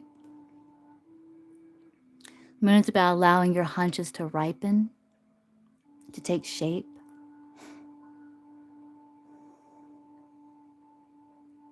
But what you desire here is outside of what you know. You know, it's outside of what you have known.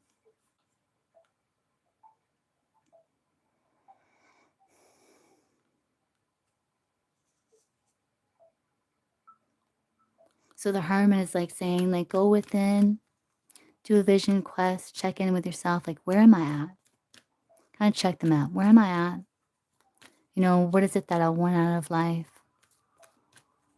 You know, what choices have I made that led me here? What can I learn from them?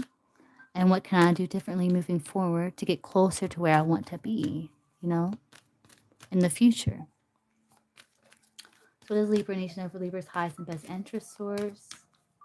What does Libra need to know for Libra's highest and best interest?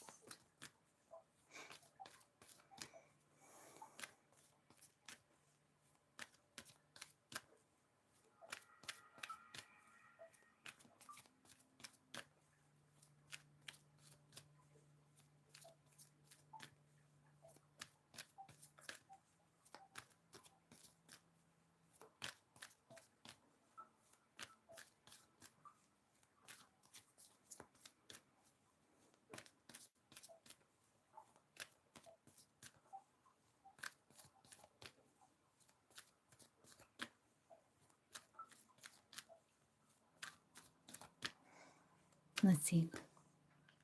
A leg up. We have Y's in reverse, but I'm not going to read it in reverse. So we have the Y. Okay, so we got Y here. So we're going to read the bottom card. So there's a great power in understanding your motives right now. The Oracle asks you to be very clear about why you're asking this question, looking for this answer, behaving in this way, and most important, making this choice. So making no choice is making a choice, you know? It says knowing your why is the key to fulfillment. When you are clear about it, your intention will then be a magnet for miracles. Motives define the nature of your experience. When you think about something, feel it, and then act on it. Yeah, allow your hunches to ripen. This invisible why is the life force energy within the seed, which brings it to life and holds the potential for growth.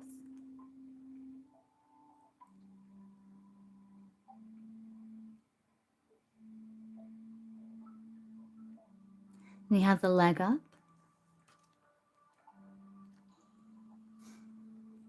It says you've come to a point where going it alone is no longer optimal for you.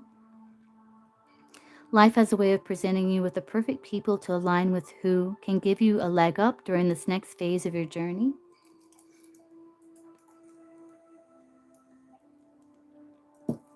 Help comes to you in all areas of your life where you need a boost.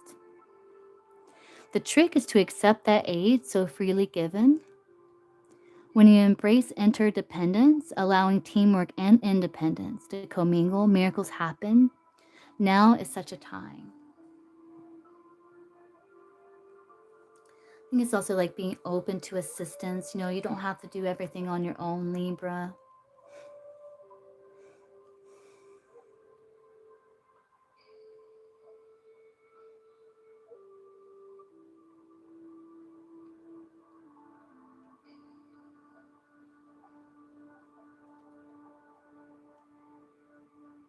You don't have to do the same thing you've been doing the same way, you know?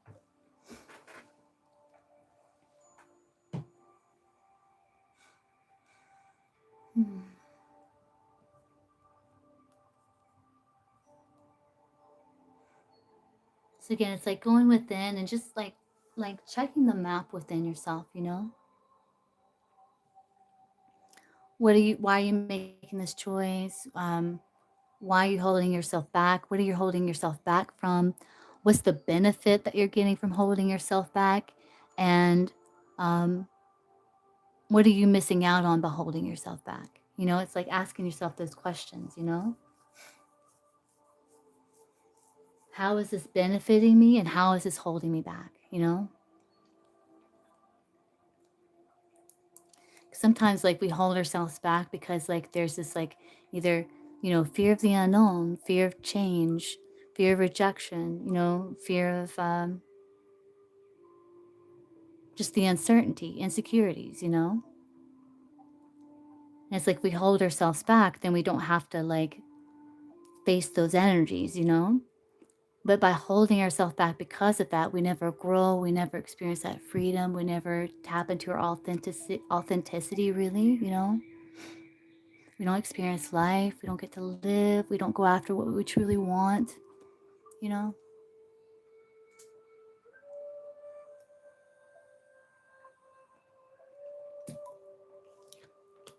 That's what I have for Libra.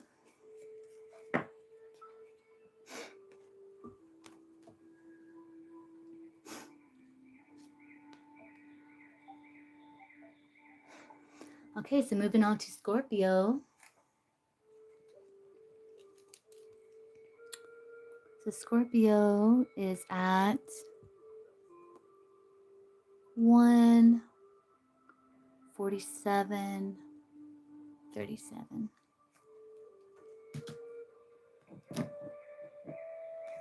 All right, so what's in Scorpio's highest and best interest? Know and or be aware of. What is in Scorpio's highest and best interest? Know and or be aware of.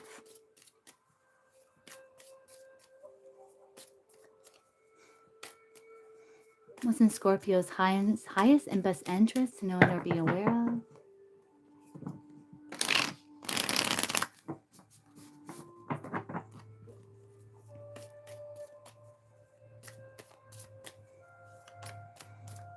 What's in Scorpio's highest and best interest to know and or be aware of? Source.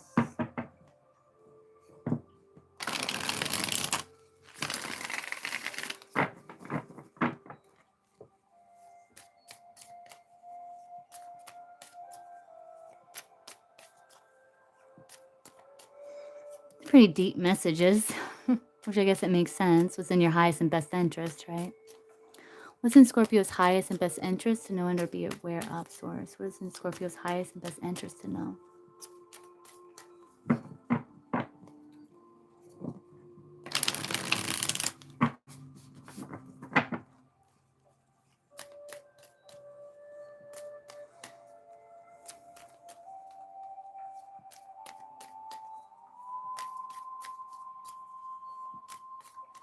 Scorpio's highest and best interest to know. Source. What is Scorpio's highest and best interest to know?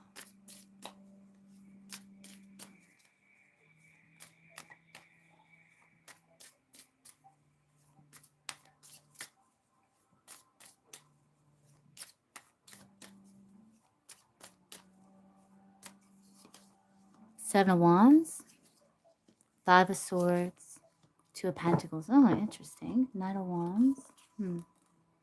Got the Hermit too. Someone's getting the Hermit here.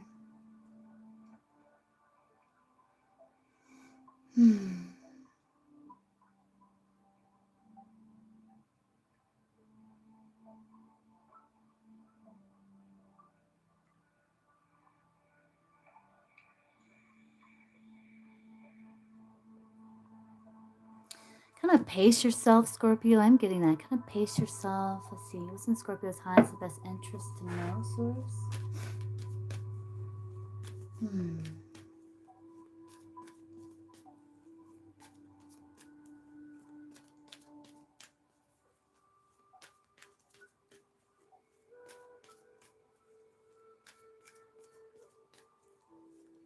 You know, Scorpio, rise above like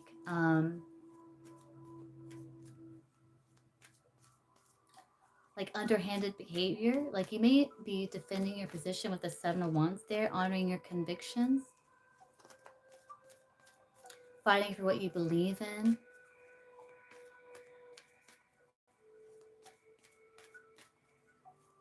But pick your battles, Scorpio, because there's some battles where no one's a winner.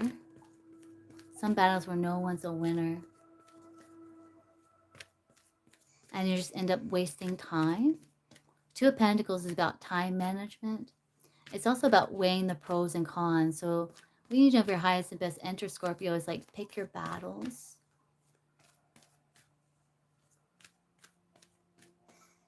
Let's see what else we got, Scorpio. There's more to this. What Scorpio needing for Scorpio? Scorpio's highest and best interest source.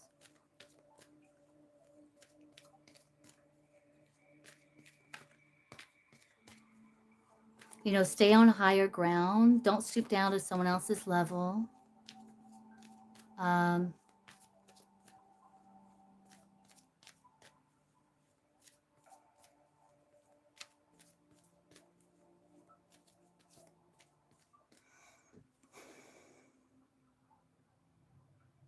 This can also be like something like an inner struggle, Scorpio, because you have the Hermit here. This can be like an inner struggle that you're dealing with.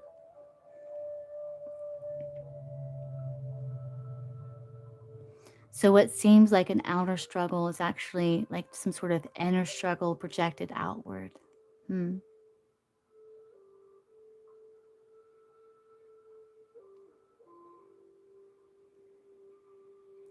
Six of Swords, a Hermit and Six of Swords can be like creating distance to make sense of the past, make sense of situations. See what Scorpio need to know for Scorpio's highest and best interest source. What does Scorpio need to know for Scorpio's highest and best interest?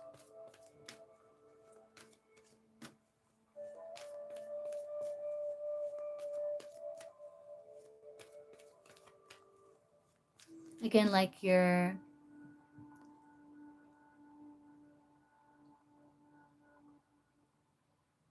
work will speak for itself, your life will speak for itself. Some things don't need a response, you know?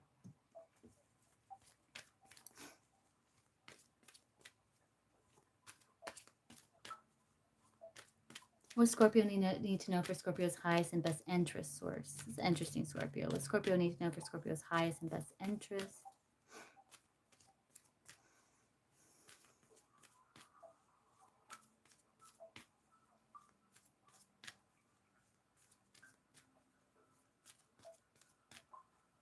Scorpio needs to know for Scorpio's highest and best interest source. Let's see. Community. Yeah, not for you. Yeah, these like ego battles that can't be won, Scorpio, where no one's a winner. You know? Yeah, this not for you. The fortune cookie says nope. Yeah, you have some sort of deep inner knowing too. Yeah, it's like don't change yourself to try to fit in, you know? Um don't feel like you have to change yourself to fit in because that's not for you. And maybe you're realizing like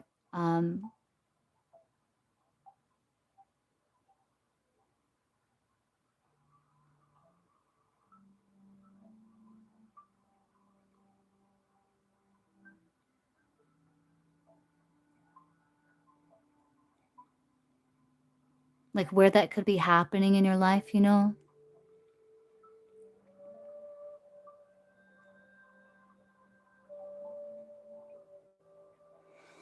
Because the Five of Swords can be like egoic battles, it can be like underhanded behavior. You know, it can also be like an inner struggle, you know?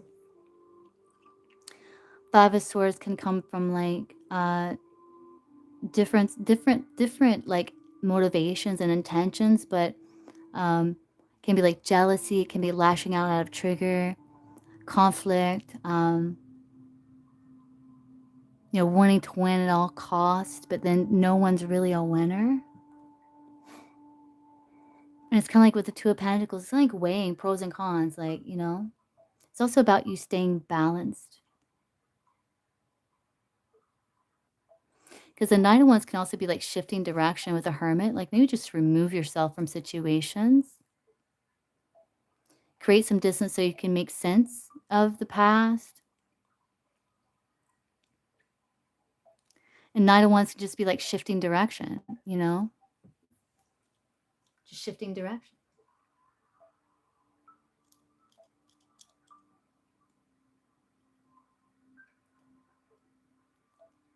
Hmm. Let's look at this not for you, Scorpio. It says there are times when it appears that no matter how deeply you desire something, no matter how hard you work at something, the result you seek always seems to elude you. It's as if you don't really get to be in the game and you feel you're just watching from the sidelines. The appearance of this card indicates that you're not going to attain what you want right now, that indeed your dreams for that exact thing will not be fulfilled. This is a time to radically accept that not everything is available to you when you want it. Take heart, for there are benevolent forces who desire the best for you and have a much clearer idea of what is for your highest good. Rejection is God's protection. Something much better that will make you truly happy is on its way. Trust this.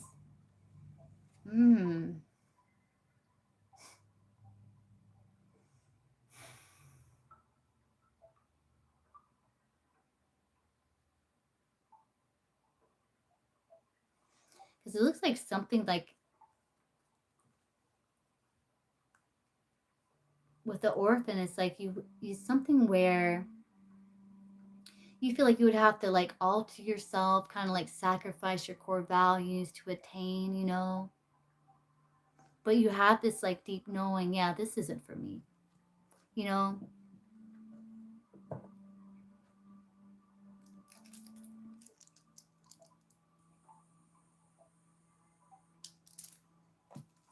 You have community here. This card signals a new affiliation with a group. Humans are social creatures and we need to know we are useful to our families and communities. In a community, everyone has an important function and feels I matter. Membership in the group provides a sense of belonging, of kinship, and of purpose that comes from working together for the greater fulfillment of all. Perhaps you're part of a spiritual community or an artistic one. Perhaps you are in a learning community where you share your love of education. Regardless of its form or focus, your community brings you joy. You'll be inspired by it and want to contribute to it. Your contribution may be as small as showing up or as large as becoming its leader. No matter your position in the group, your presence is needed. You are needed somewhere else, Scorpio. Like for who you are, your authenticity, like who you truly are, is needed somewhere else here. And the fighting these egoic battles that can't be won, you know,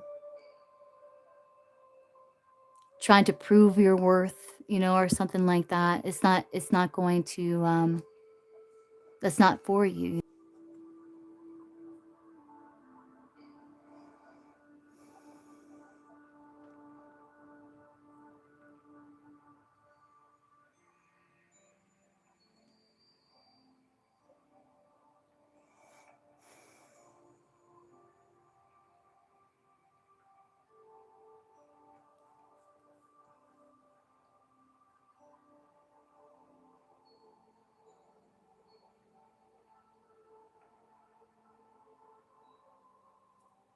It's making sense for Scorpio.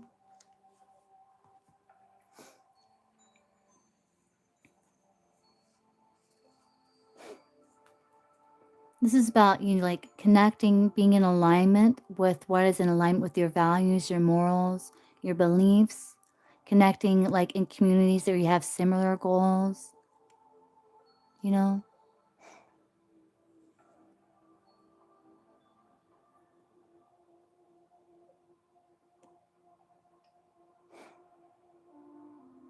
Hmm.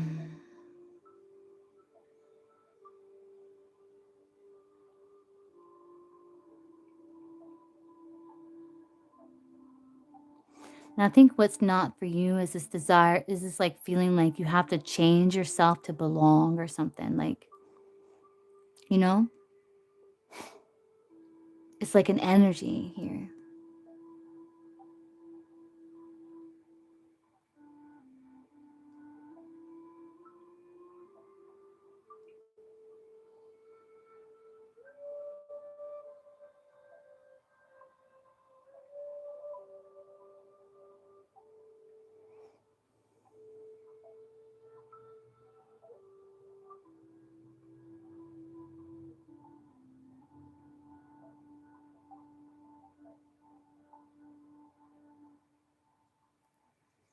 I hope that makes sense for Scorpio, and I hope that helps for Scorpio.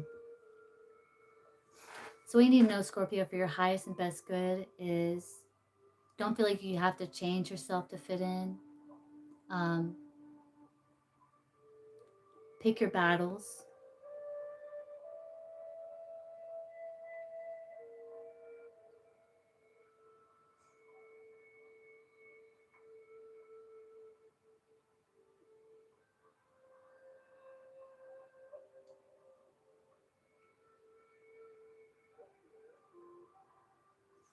You don't have to prove your worth to anyone. Like you're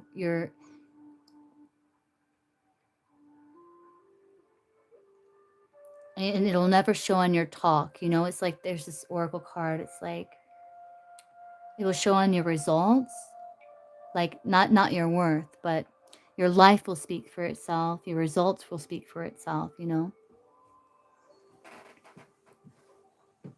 Your response to situations will speak for itself. Like how you respond to situations, it reflects like your self-worth, your value, your self-respect, you know, not engaging in battles that can't be won, you know.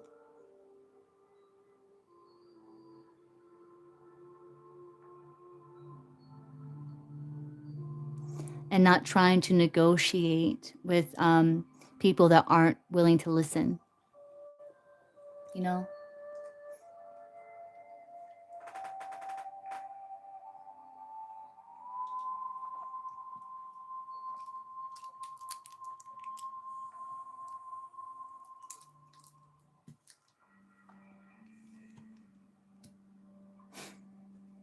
This is about you being like contributing, like contributing to the greater good, contributing to some sort of community.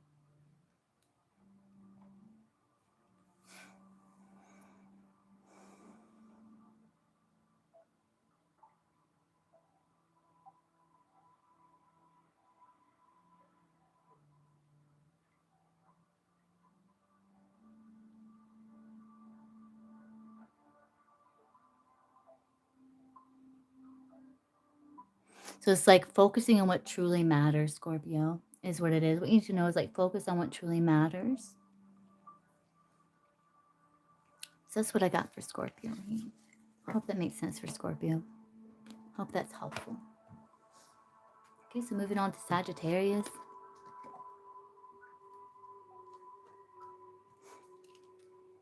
Sagittarius. Let's see, 20422. Are you Sagittarius? What's in Sagittarius? Sagittarius' highest and best interest to know.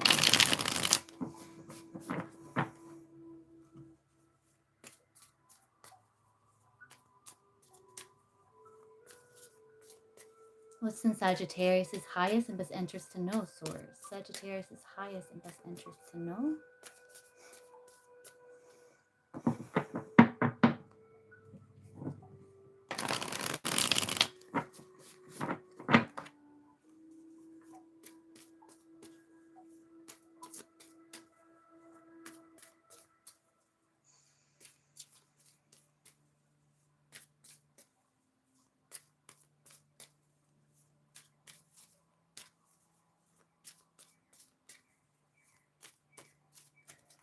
What's in Sagittarius' highest and best interest to know?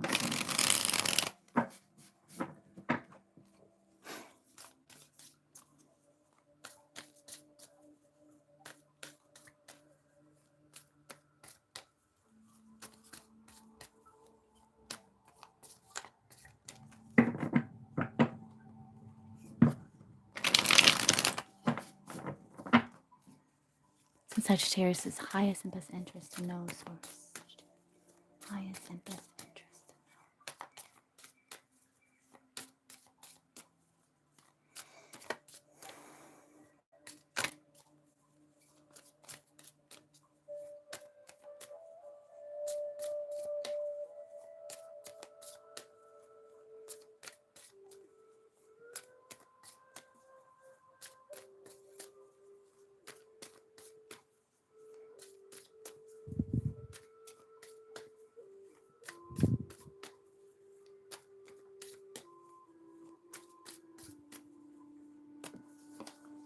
5 of Wands, 8 of Wands, 10 of Wands. Wow, all the wand energy.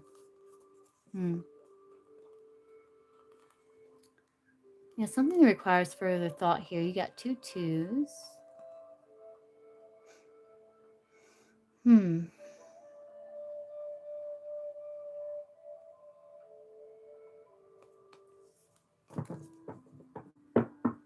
Nirvana. 8 of Cups at the bottom of the deck. 2 8s too. So 2 8s, 5 of Wands could be some sort of power struggle. But I do feel like you're being guided to pay attention to detail with the 2 8s here. See if the 8 of Wands is moving from the 10 of Wands. It's almost like this is about you finding an easier way to accomplish something here.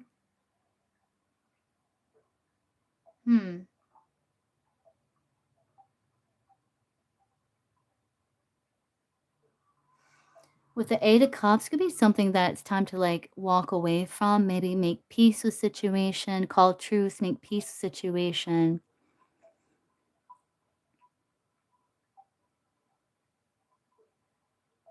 Because the 8 of Cups is eclipse on the card, and it can talk about being forced to see what's in front of you. You know, the face reality of situation.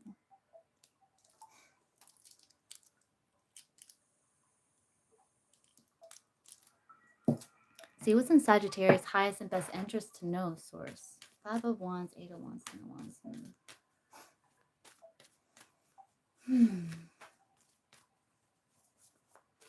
Almost like back to the drawing board or something, Sagittarius.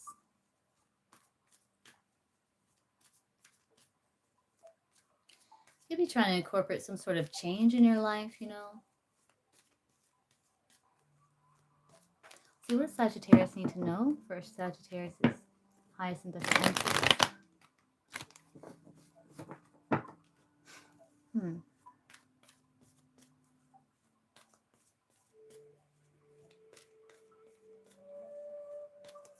8 of Wands is about like getting your priorities in order, kind of also like sifting through what energy is yours, what energy is not yours, what ideas are yours, what beliefs are yours, which is not. You know, it's kind of like sifting through.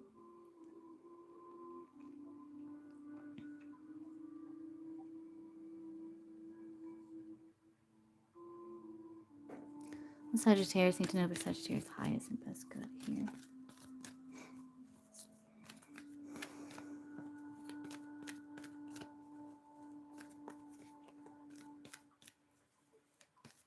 I feel like you're trying to make something work in your life, Sagittarius. Like you're trying to make something work. Sagittarius need to know for Sagittarius' highest and best interest here. You know, yeah, I think it's like 5 of Wands could be conflict of interest, right? Like trying to adopt some sort of change and like uncertain of direction, you know. Can be like an inner struggle. 10 of Wands can be like you carrying like also like projections from others, you carrying like projections of others, other people's beliefs, other people's expectations of you. So I think what you need to know for your highest and best good is to sift through that. Figure out what energy is yours, what energy is not yours, what beliefs are truly yours, what's your voice, like what voice is truly yours, you know?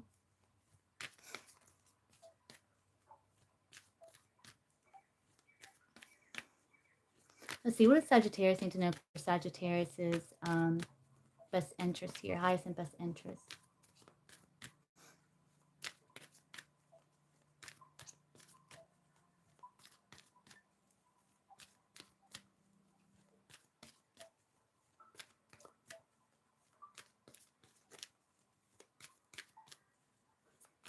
Source, what Sagittarius need to know for Sagittarius's highest and best interest?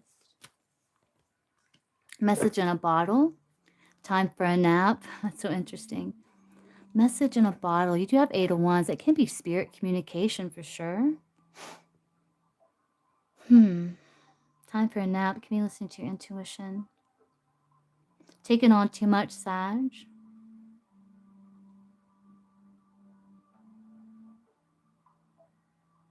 Let's see. Time for a nap.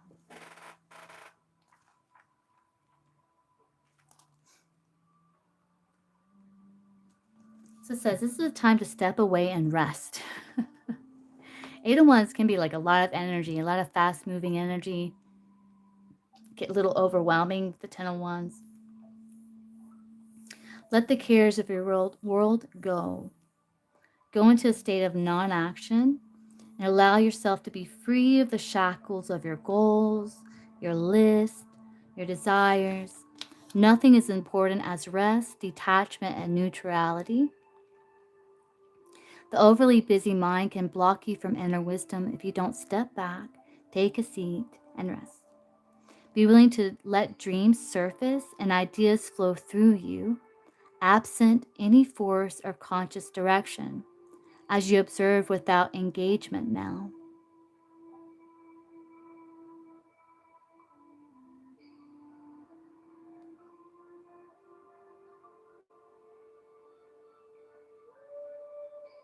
Yeah, some of you are feeling really overwhelmed.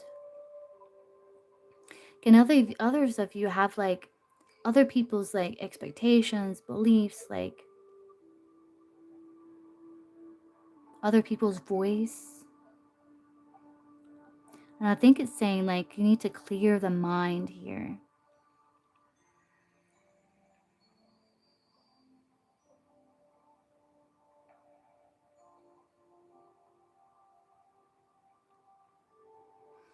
Be willing to let dreams surface, it's saying, and ideas flow through you, absent any force or conscious directions. Come as like allowing. Like there's something that Spirit's trying to show you as you observe without engagement now. Some of you could be working on expanding your spiritual gifts, you know? I think this is saying like you could have like a busy mind, like a lot going on, a busy mind. Even if you're not, this is going to be helpful to you because there's something Spirit's trying to, Mrs. Spirit's trying to get to you here. But it's like you're too overwhelmed to hear it. But what you need to know for your highest good is to like relax, let go of the worries, let go of the demands, like no one needs anything from you right now. Just release all of that and just sit and just allow images to appear. It's like allow hunches to ripen here. There's some sort of message. Because like when you're like doing like a shamanic journey, for example, you have to relax and just kind of allow. It's kind of like when you're watching a movie in real life, you know, you're like just allowing it, you're just watching it as it unfolds before you. It's like that, but in the mind's eye, you know, you're like allowing these messages to come through. Don't judge them, don't engage, just kind of allow, watch them, see where it happens, because there's some sort of message that's trying to be portrayed to you here. Some sort of spirit communication is trying to come through, Sag.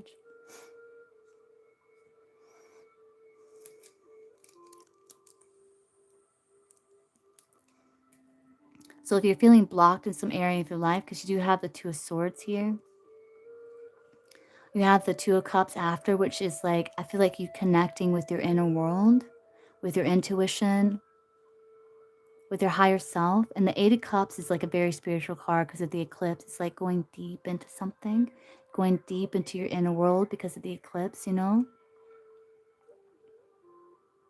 like listening to what the message that's trying to come through to you. So you have 15.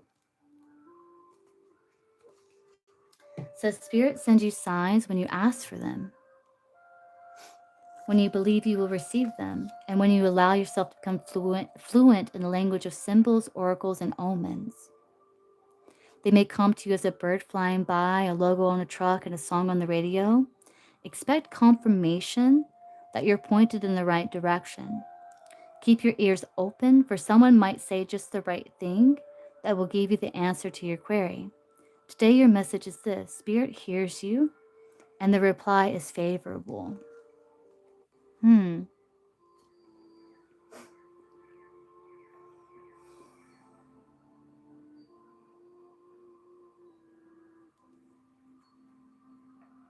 Yeah.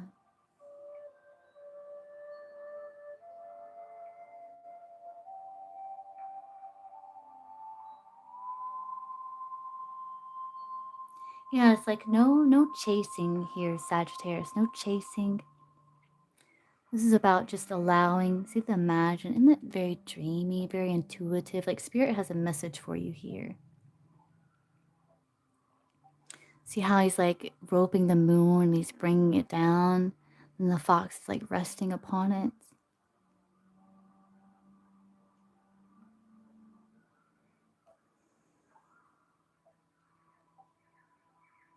You're praying for guidance and it's coming through. You just have to release what's troubling you, release the burden, and just kind of allow the message to come through. Some of you really are working on your spiritual gifts, but some of you are asking for guidance, asking for a sign, and you are going to receive one.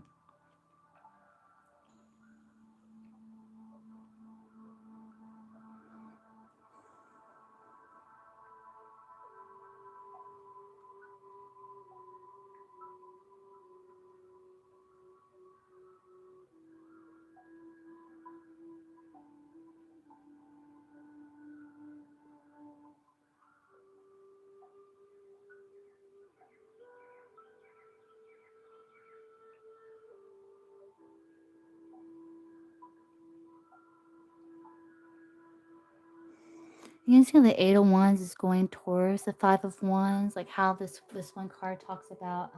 Let's see.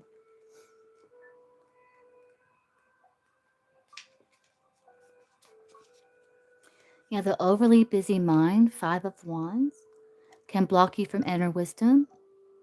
If you don't step back, take a seat and rest. It says be willing to let dreams surface and ideas flow through you, absent any force or conscious direction, as you observe without engagement now. So it's like trying to teach you like detachment, rising above the busy mind, rising above the conflict, the struggle, whatever it is you need guidance about, and just observe.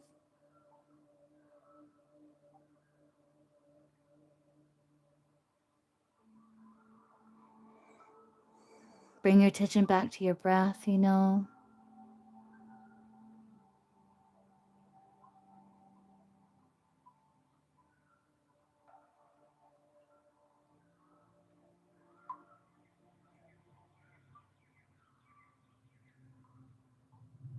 If you feel like that like excitement, like there's something you have to chase or grasp, like you feel like you're grasping something, that's the ego. Let that go. This is about allowing.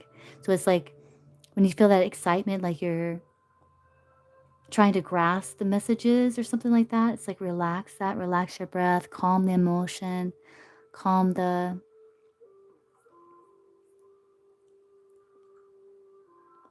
feeling, the need like to rush or something like that. It's like calm that, relax that, be patient, and just that allowance here.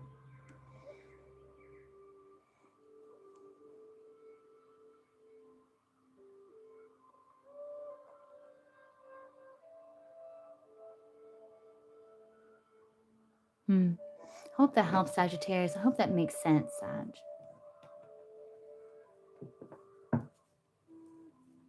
Yeah, it's just like sitting back, relaxing, and watching a movie, you know? And it may come through like image, you may get like a feeling. Um,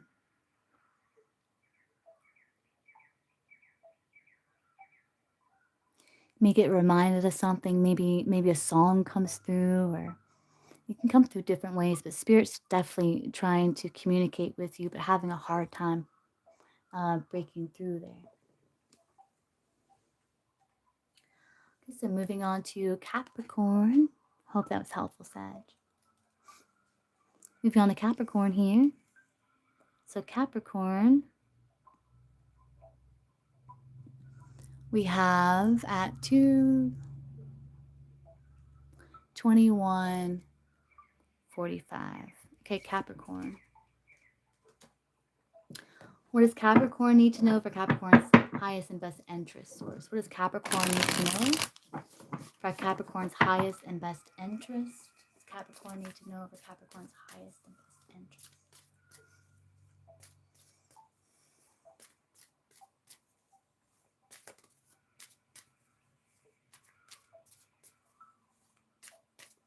You like that, Nirvana? Good. Are you Capricorn rising? Let's see. What does Capricorn need to know for Capricorn's highest and best interest source?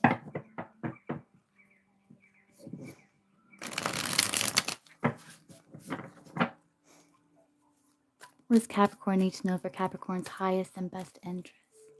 Oh, you're Cancer moon?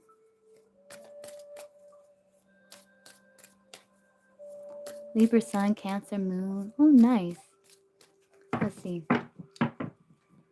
Capricorn need to know for Capricorn's highest and best interest source? What does Capricorn need to know for Capricorn's highest and best interest?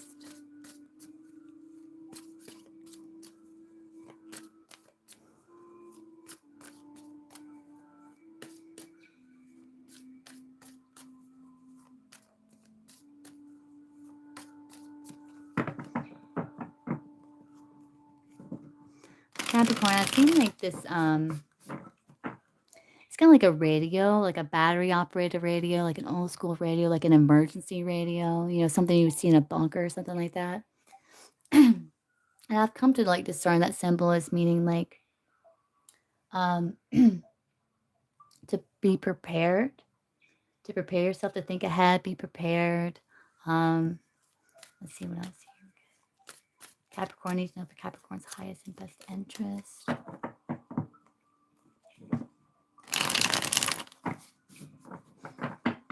What's Capricorn need to know source for Capricorn's highest and best interest?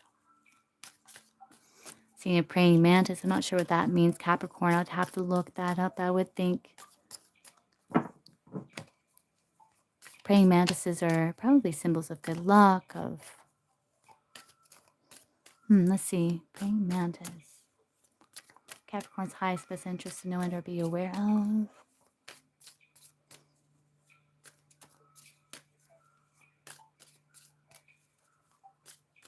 It's almost like when I'm getting Capricorn, it's almost like prepare yourself because you know how something's going to go. So you won't be surprised, right? So you won't be thrown off balance. So it's like prepare yourself. Let's see. What's Capricorn need to know for Capricorn's highest and best good source? Highest and best interest.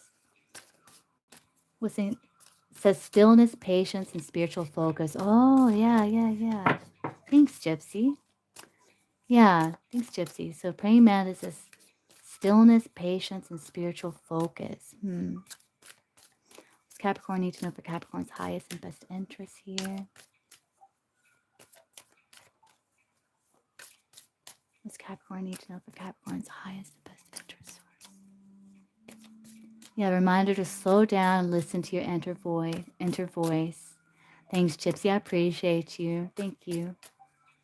Slow down and listen to your inner voice. Yeah. What's Capricorn need to know for Capricorn's highest and best good source? Highest and best interest. What does Capricorn need to know for Capricorn's highest and best interest source? What does Capricorn need to know? Oh, it can't be a sign of good luck? Oh, good. Nice. Capricorn need to know for Capricorn's highest and best interest? Capricorn need to know for Capricorn's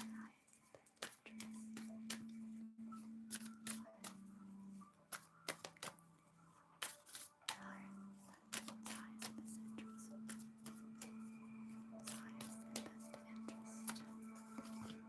interest. Nine of Cups, Seven of Wands, Emperor. You can have what it is that you want. Let's see. Emperor is about having a plan too. Let's see, you got Five of Cups here.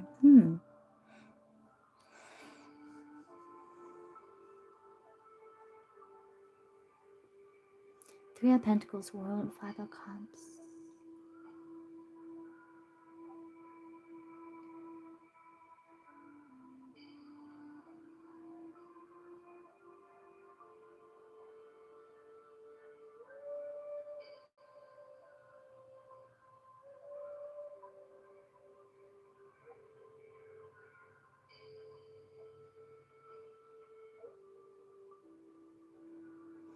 Yeah, it's almost like Capricorn.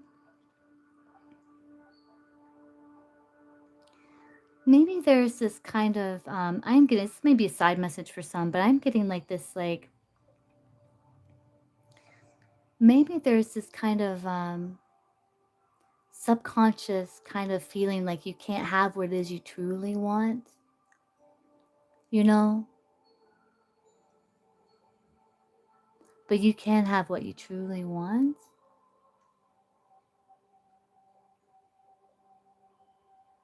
See what else I get here. Like you can go after what you truly want, Capricorn.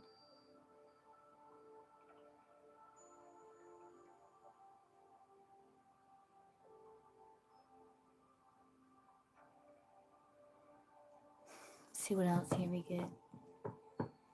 Hey, Merida. Let's see. Capricorn needs to know for Capricorn's highest and best interests.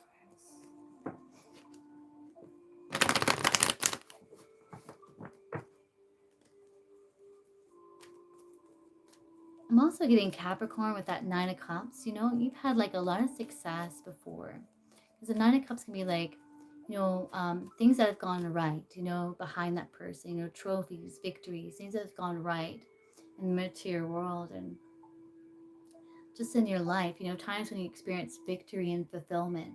So I think it's about reconnecting with those times, you know, reconnecting with those memories of success, that feeling of success, that feeling of fulfillment, of confidence, like bathing in it, because this is a law of attraction here. Because it looks like you may be like underneath, like what it is that you're manifesting right now is like with the Five of Cups energy, where there's a little bit of feeling like um things aren't going to go well, things aren't going to go right, and kind of focusing on what's not going to go right or not going to go well, you know, because it's like you're manifesting as we speak is what Source is saying. Source is saying, so make sure like the foundation of what you're manifesting from is that Nine of Cups energy, that fulfillment, that gratitude, because like attracts like. So like remember a time when you had fulfillment, remember that time when you had success, when you felt confident, when you felt accomplished, you know, when you had some sort of victory or win, because you have had them. Nine of Cups tells me you have. And it's like remembering that, bathing in that energy, then stepping up to the plate, Seven of Wands. And it's like sorting through things, keeping beneficial ideas. Um,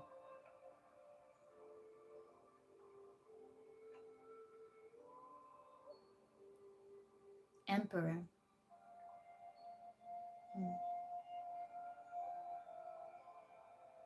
Boundaries, creating a plan, solving something systematically, taking the lead in your life. Oh,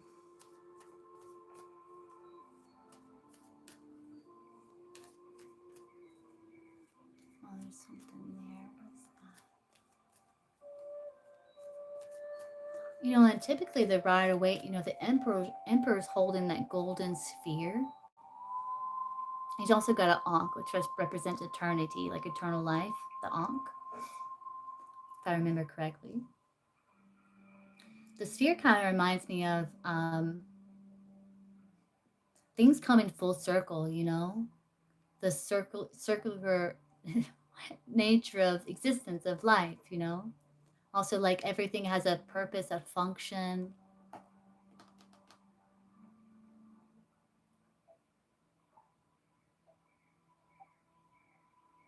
Yeah, okay, I'm seeing what they're saying. So they're saying that sit in this energy, stay in this energy.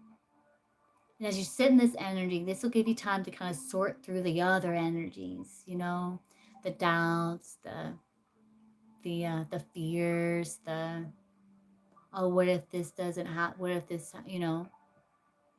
I mean, plan ahead, you know, because source, I did get that radio, so source is saying be prepared, like plan ahead, prepare for potential challenges you may see in the future, so you don't get caught off guard. Seven of Wands, you know, have a plan.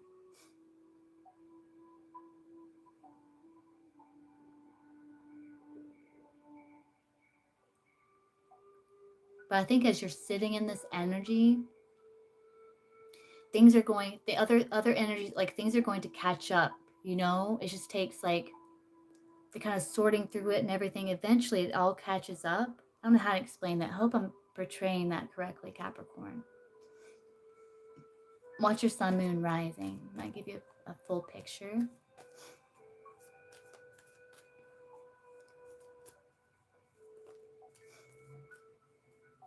Let's see.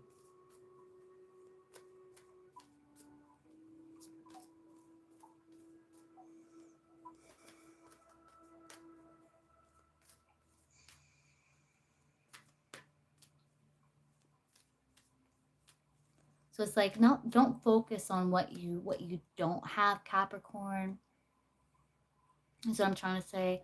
Don't focus on what you don't have. Um, don't focus on what was lost. Focus on what you do have and how you can utilize that to your benefit. I mean, resourcefulness is like your middle name, Capricorn, you know?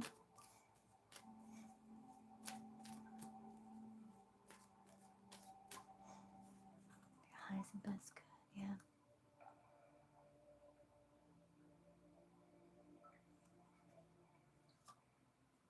It's like, don't go into something like expecting the worst. It doesn't mean you can't plan for it, but you know, what was the saying? Like, um,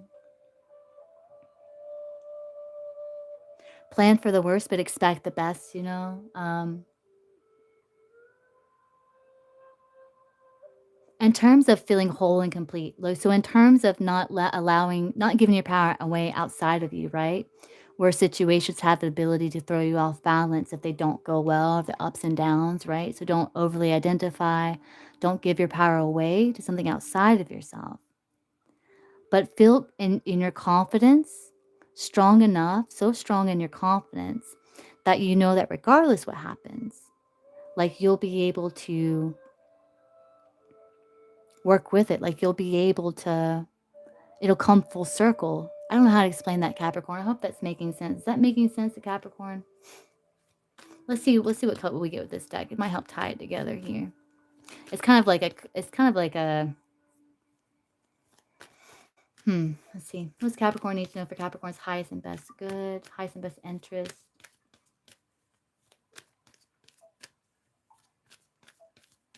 Yeah, stillness, patience, and spiritual focus with the praying mantis.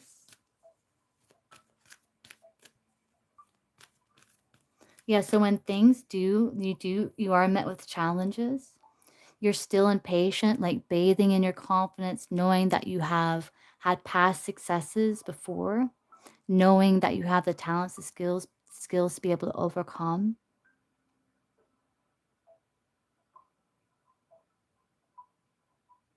It allows you to stay grounded here and come up with proper solution, a plan while you're in action. You know, it's like being able to fly in the stillness. It's kind of like the hummingbird energy. It's making sense, Capricorn.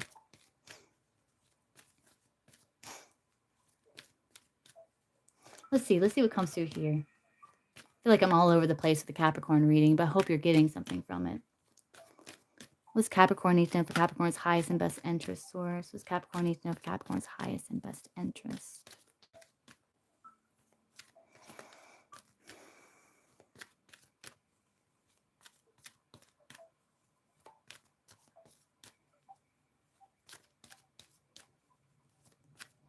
It's about law of attraction, Capricorn.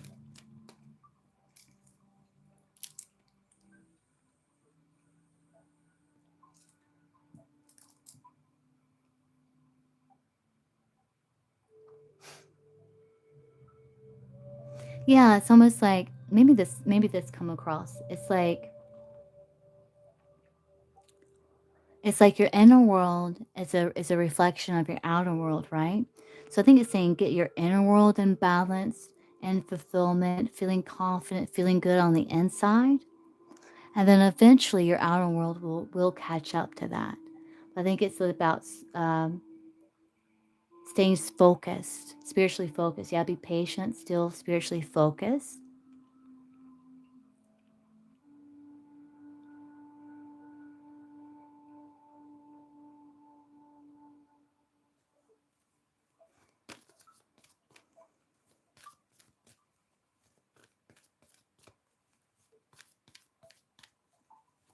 It's like you're learning how to fly in the stillness, Capricorn, too. It's like you're learning how to um, move, like take action without being thrown off balance in the process. It's kind of like martial arts, really. It's like being a warrior. Where in those moments, it's like where you're calm and focused, still within, because then you can systematically overcome your problems systematically with focus and precision. You know what I mean? Let's see what comes through.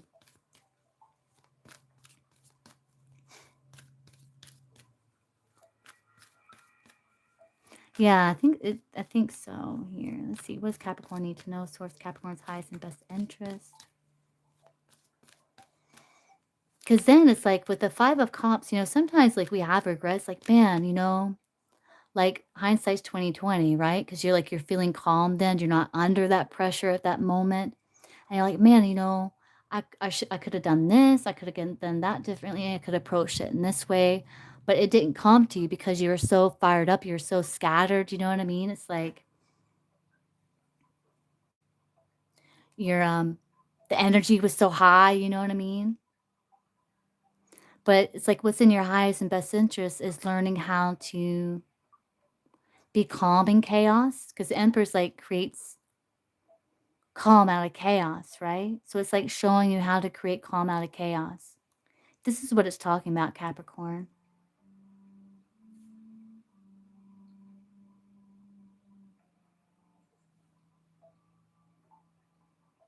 It's teaching you how to be really present, even amidst challenge,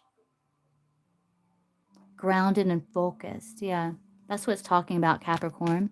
What does Capricorn need to know for Capricorn's highest and best interest?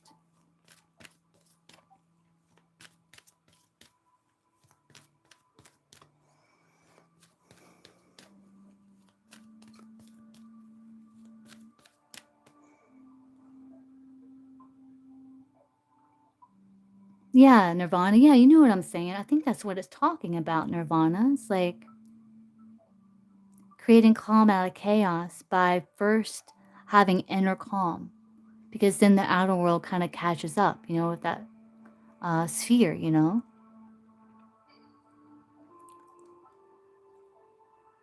Don't get worked up, when things go to the left. It's like stay calm and just approach it systematically, focused. And then you gain wisdom and experience in that way. Capricorn, let's start the music. Yeah, finally it's coming together. Bits and pieces, bits and pieces. Let's get this music going again. I'm wondering what the wisdom of the oracle is going to say here for Capricorn. Man, I hope Capricorn stuck it out with this one. Got to the end there. What does Capricorn need to know for Capricorn's highest and best interest source? What does Capricorn need to know?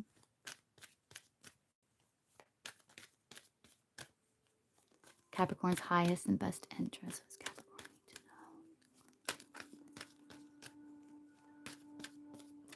And it's like in that moment, remind yourself of like past victories, you know?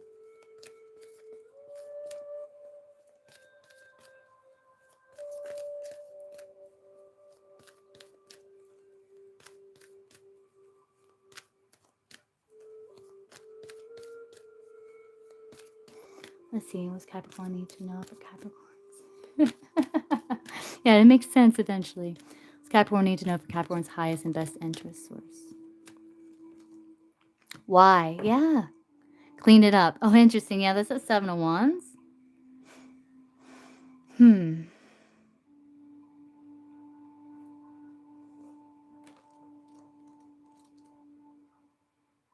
like cleaning up the inner world. So it says, ever feel so bogged down with emotional gunk that you can't think straight? Yeah, see, that's what we're talking about. Could you be surrounded by physical clutter in your home? Also, too much work, overwhelmed, time to clean house. Every item out of place naders away at you.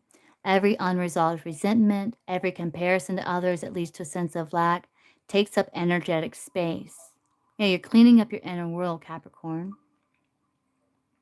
Every unpaid bill just adds to an unnecessary feeling of being overwhelmed. Now is the time to free yourself by energetically cleaning house. Just do it. Make room for the miracles that are lining up for you. It's that 7 of Wands, cleaning up. Yeah, approaching problems systematically with like a cool level head.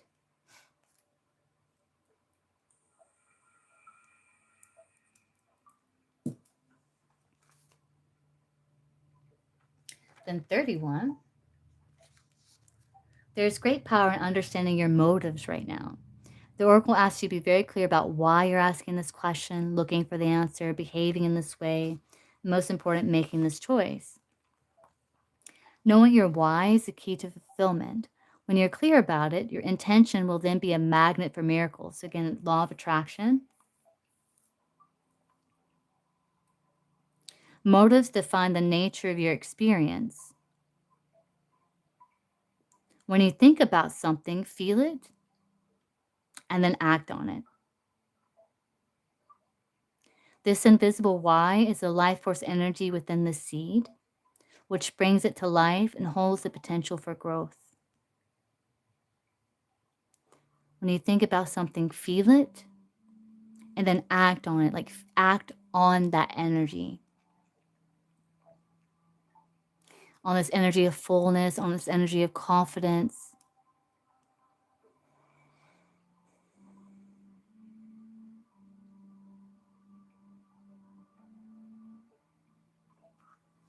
All right, it's a deep reading for Capricorn. Finally came through here.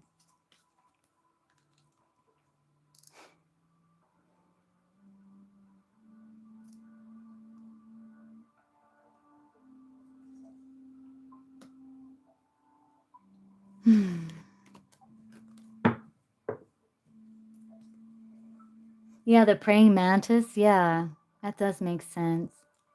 Man, Capricorn, if you suck it out, please let me know. I hope you suck it out. That's actually it's actually useful. Okay, so moving on to Aquarius.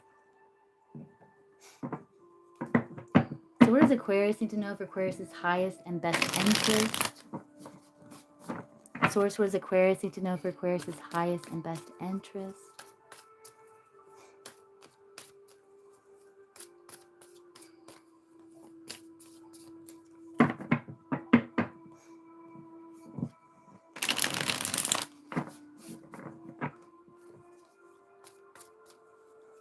What does Aquarius need to know for Aquarius' highest and best interest source?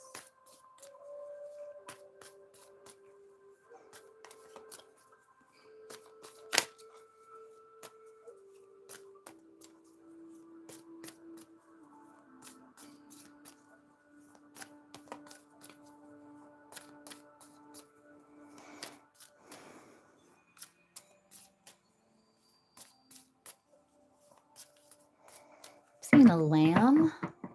A lamb. Was Aquarius, and for Aquarius' highest and best interest?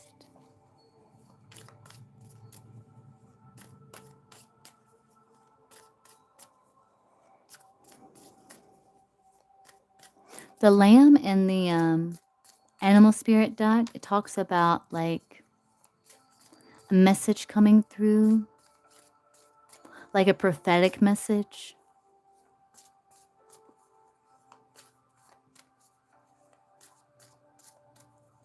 It can even be from someone that you wouldn't expect as well, like a child. Let's see, what is Aquarius? What's in Aquarius' highest and best interest to know? What's in Aquarius' highest and best interest to know, Source? What's in Aquarius' highest and best interest to know? Aquarius' highest and best interest to know. Best interest to know.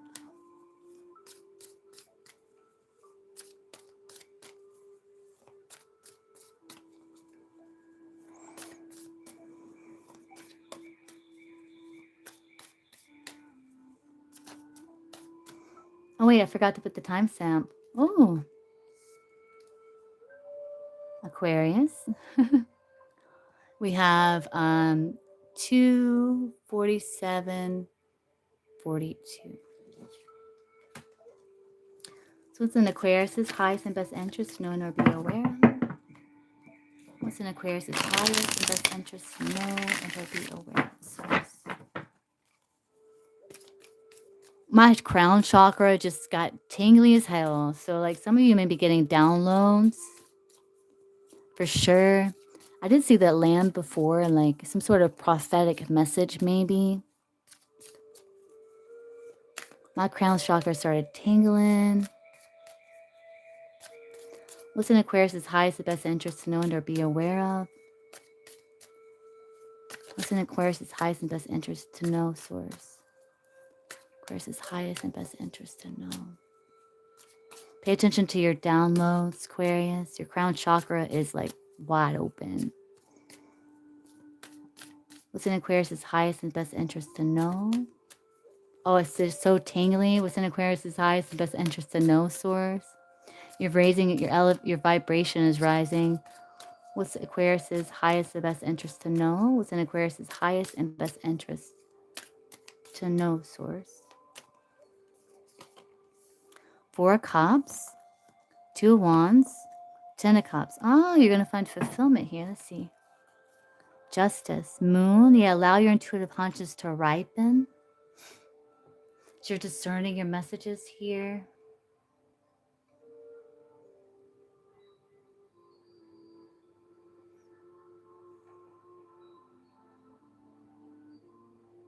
You're blooming and blossoming as a person with that 3 of Pentacles.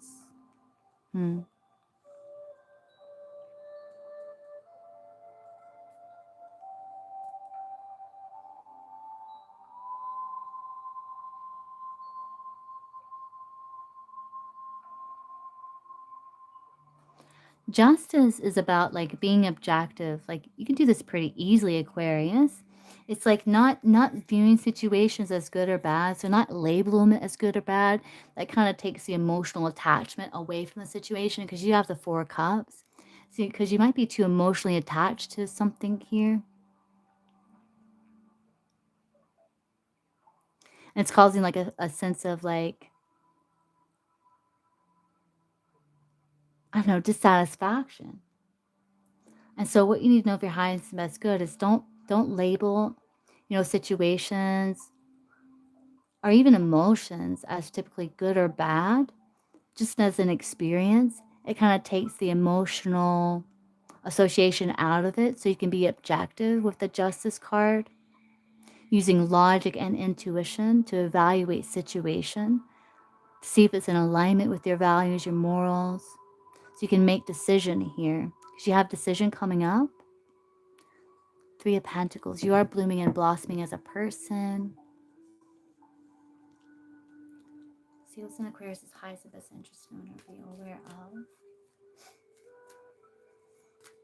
And you do have, remember saying like you pay attention to your downloads and stuff like that.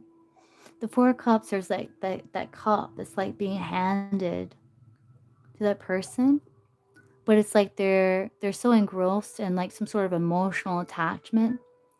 Either they're not seeing it, or they're not engaging with it because they're so distracted with something they're like emotionally attached to.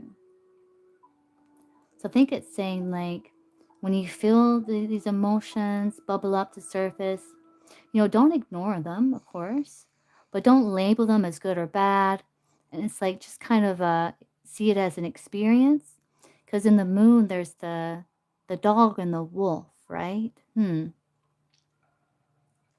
There's a dog and the wolf, and it's something with the Three of Pentacles about you coming into alignment, working together with the dog, the wolf, and your experience. Um,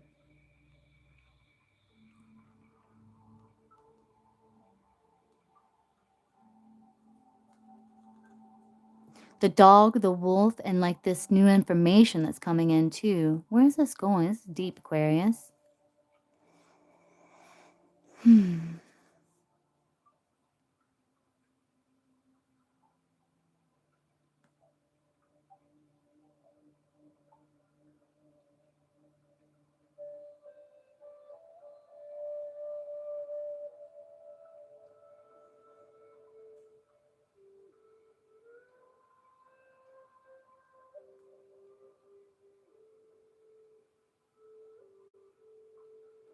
It's almost like listening to what your emotions are trying to tell you about situation, but not being so overwhelmed with them that you can't kind of detach to kind of see it, to get the information needed, to really hear the emotion, to hear what it's trying to tell you.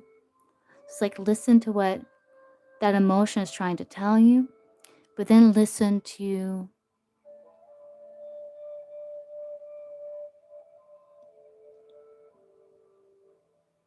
source, like what's being offered to you here about how to integrate. This is deep, Aquarius. Give me 1 second here.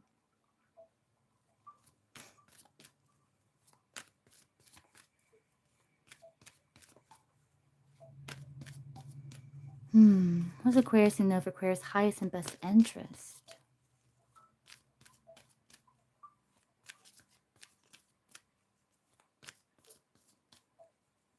Ten of Cups is about your fulfillment here. Two of Wands is like stepping beyond, you know?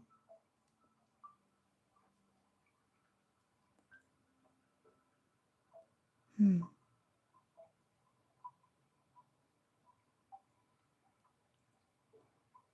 It's kind of like what's being offered to you is like this fulfillment with the Ten of Cups. Let's see what comes out with the wisdom of the Oracle. What does Aquarius need to know for Aquarius' highest and best interest?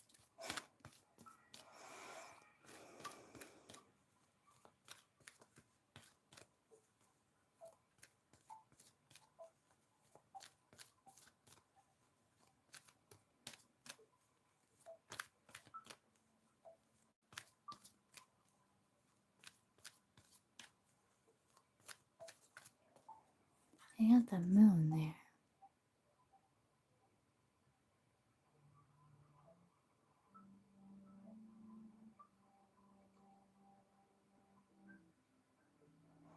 It's also another example could be like, that justice, like listening to what, you know, the fear is saying, listening to what the trigger is saying, listening to what the emotion is trying to tell you, in an objective point of view, where you're like in a healthy detachment, where you're not engrossed in the emotion because you haven't labeled it as good or bad. You're seeing, okay, there's information here. It's trying to tell me something.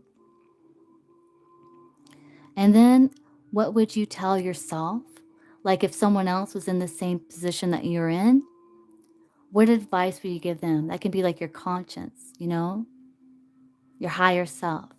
Like how would you advise a person in the situation?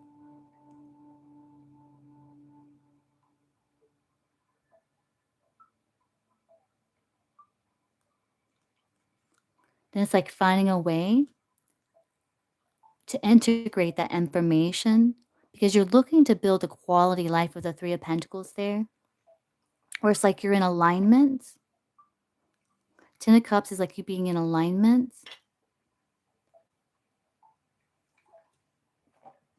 See, what's in Aquarius highest the best interest to know?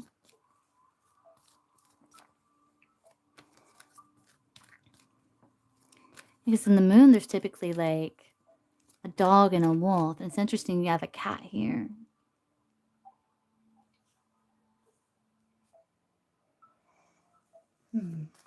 Another perspective, another way of looking at the situation.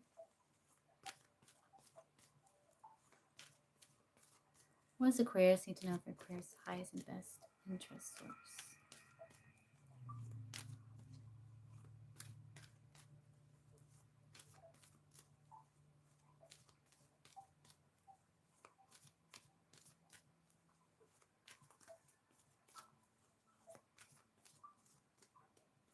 Yeah, it's almost like this. These are cats, but it's almost like the dog and the wolf, like becoming in agreement with one another, you know?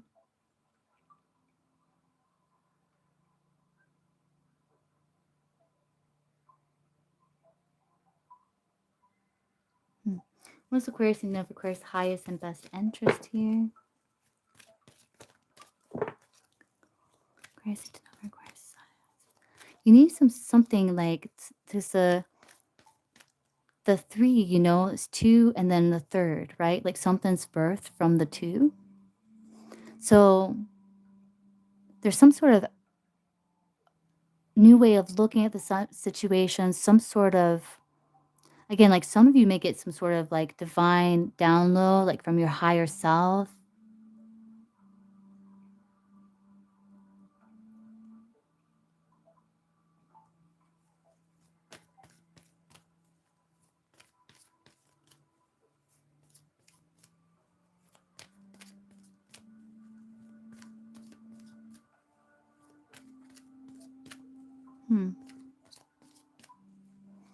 It's like, and you're seeing how things are kind of piecing together here.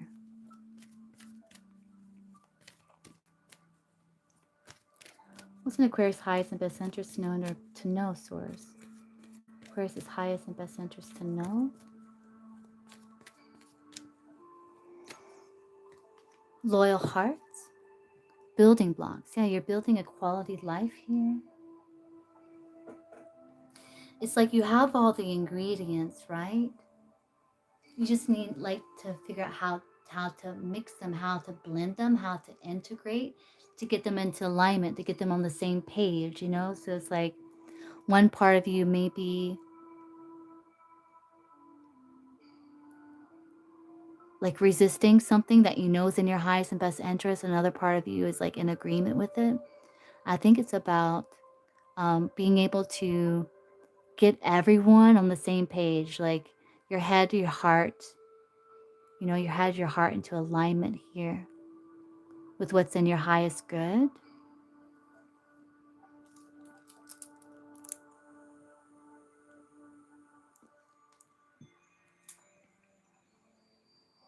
No, it's a deep reading for Aquarius too. These have all been deep readings.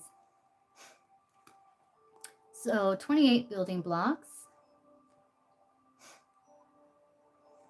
Okay, so this says you have everything you need to cultivate an extraordinary life. This is a time when your focus needs to be on the foundations you build upon.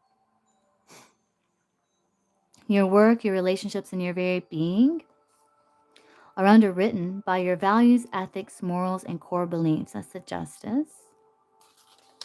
Are they still true for you? Will they stand the test of time and serve as a solid grounding upon which you construct your life? Now you're making changes that will affect everything in a positive way. Your destiny is truly a remarkable and beautiful design.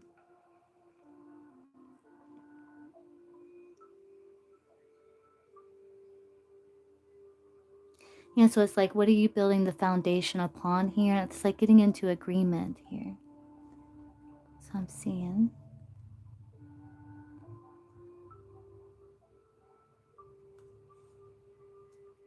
You have the loyal heart.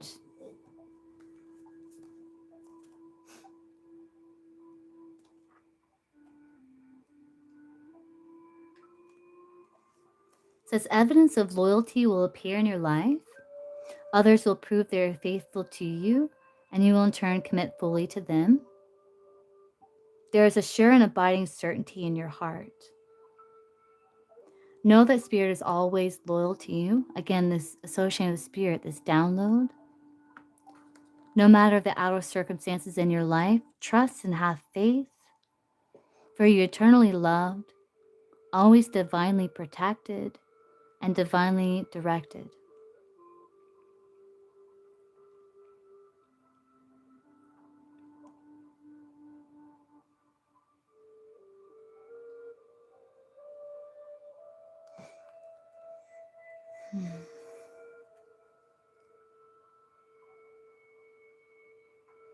There's something that's unfinished here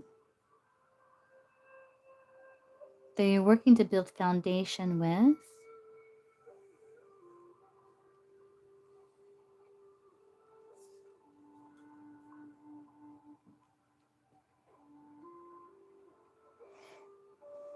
I think it's about getting yourself into alignment and then stepping outside of that comfort zone to where your heart's calling you. 10 of Cups.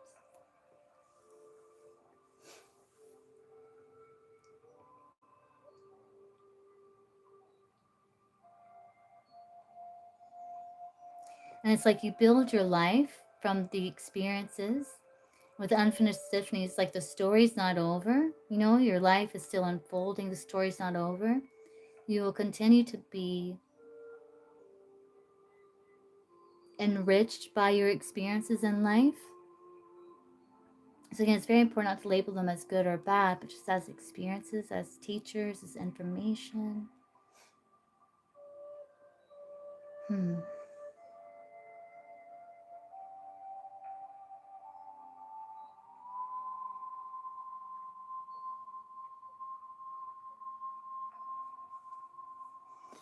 Does that make sense for Aquarius?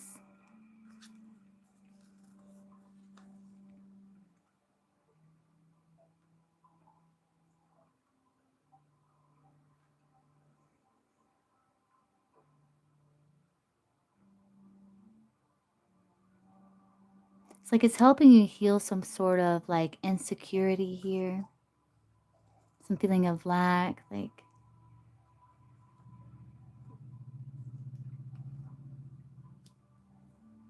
I hope that makes sense for Aquarius.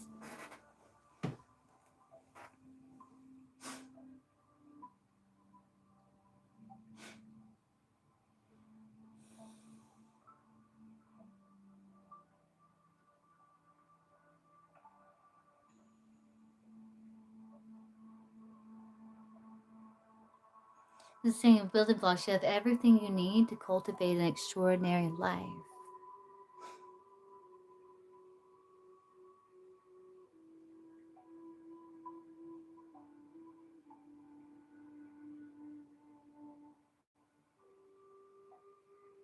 Yeah, that's what I got for Aquarius there. I hope that makes sense.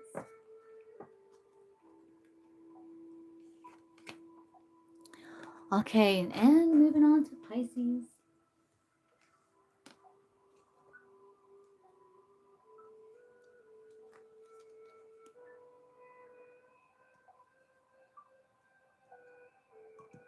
Pisces is at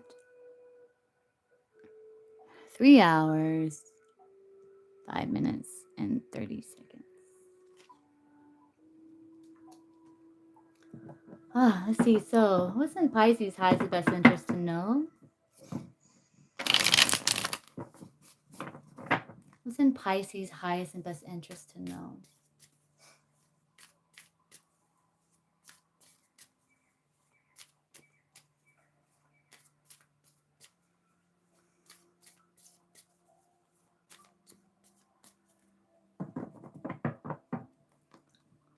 What is in Pisces' highest and best interest to know, Source? What is in Pisces' highest and best interest to know?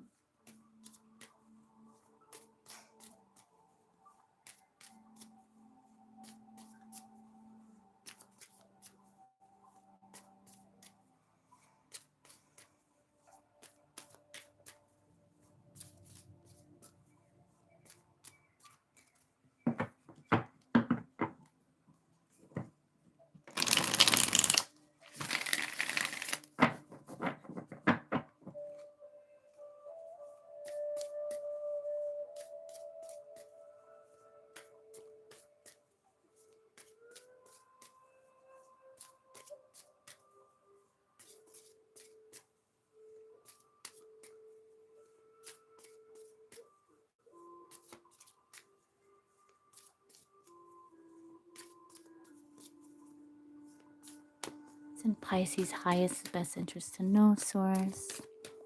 What's in Pisces' highest and best interest to know?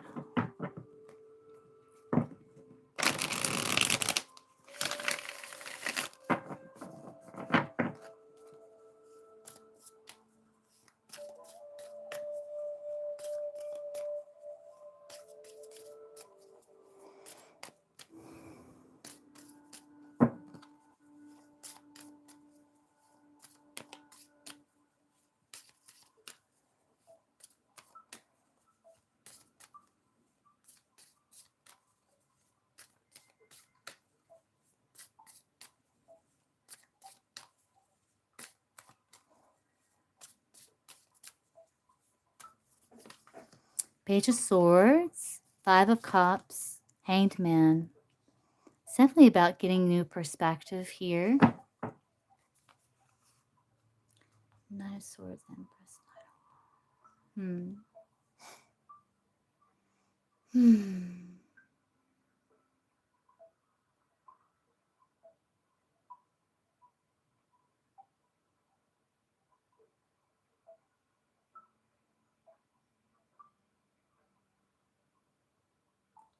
One of the things you need to know of your highest and best interest, Pisces, to always have a source of nourishment, of fulfillment, a place of solace, a place where you can restore yourself, mind, body, spirit.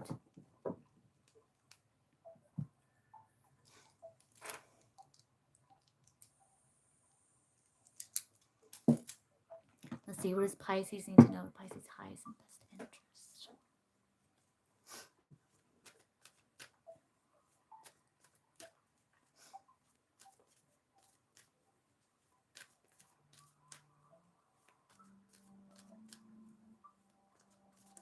I also feel like there's like trial and error for you, Pisces, with that Page of Swords, Five of Cups. It's like you're getting excited about ideas, you're experimenting, maybe you're like focusing on utilizing some sort of skill, like getting the experience needed.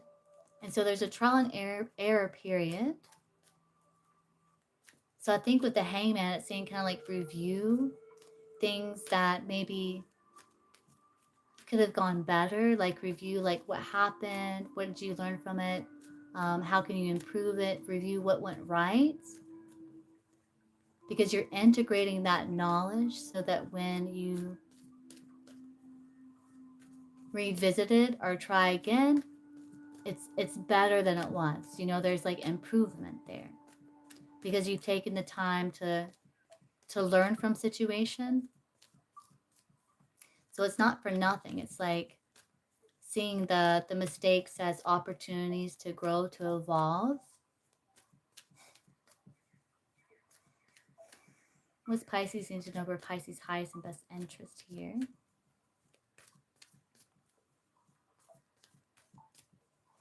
Pisces need to know for Pisces' highest and best interest. Source, what's Pisces need to know? Pisces' highest and best interest.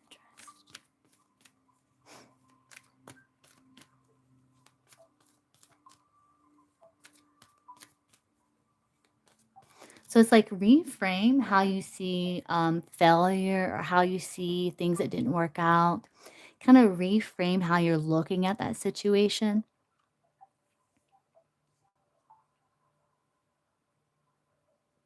So you can get the gold from it and not be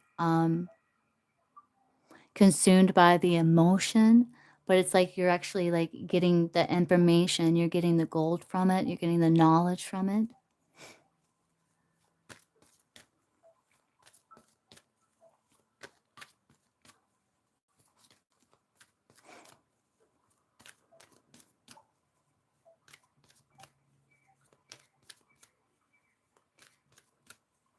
What is in Pisces' highest and best interest to know, Source? What is in Pisces' highest and best interest to know?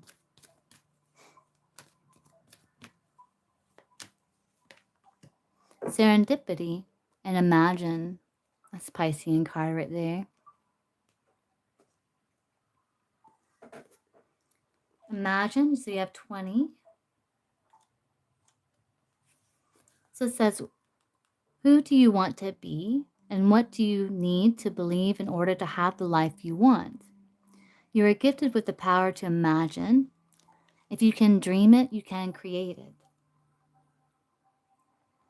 This is a time when your imagination is the key to manifesting the life you desire. Spend time daydreaming, fashioning a vision board to help you see your goals, or meditating. Allow the power of your creativity to deliver images of what feeds your soul. Then allow your feelings to mingle with your inspirations. And imagine these things being real right now. Then repeat. What you imagine will become your belief, and soon you will see these things come to pass in the outer world as if by magic.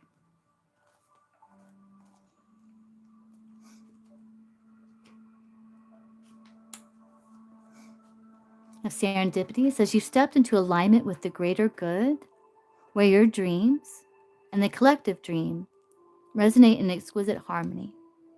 Now is the time for luck and preparation to meet and create miracles that you could have never planned all by yourself.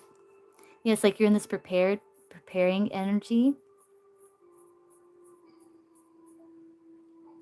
Keep in mind that you're a channel for providence right now, as a higher energy uses you as a force on behalf of the whole world.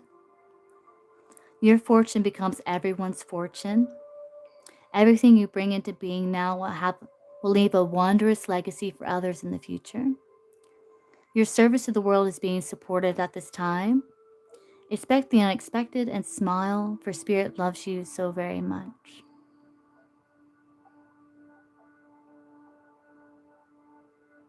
This even talks about a magical alignment of events. So you're about to see something kind of come together. Something you've been preparing for, something you've been learning what works, what doesn't. You've been applying that, you've been integrating that information, you've been visualizing your success. You're gonna see things come together. Pisces, what you need to know.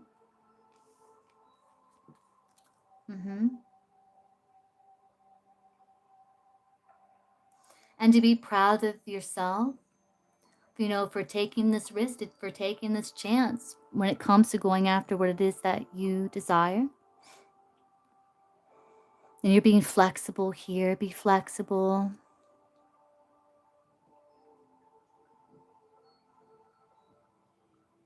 Being flexible talks about, how you're perceiving certain things that don't go well. It's like, it doesn't mean that you've lost or that you're a failure. It just means, oh, there's another way. Like, I can use this. I can learn from this, You're tweaking and honing something here.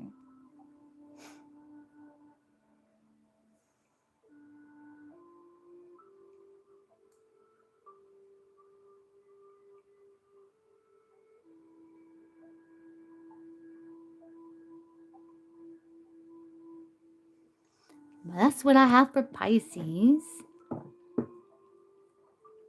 So I hope that makes sense, Pisces. I hope that was helpful to you.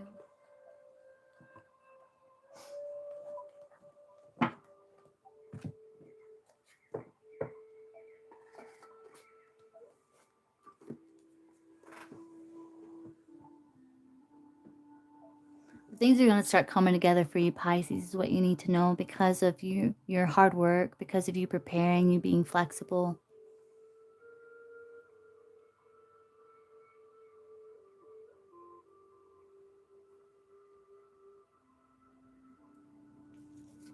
All right, so that's what I have for Pisces. So that's the Allsigns. All right, guys. Well, I don't think a donation came through, so I'm going to hop off and upload the times for the readings, and I'll be back again to do more free and paid, and I'll see you guys again real soon. All right, bye, guys.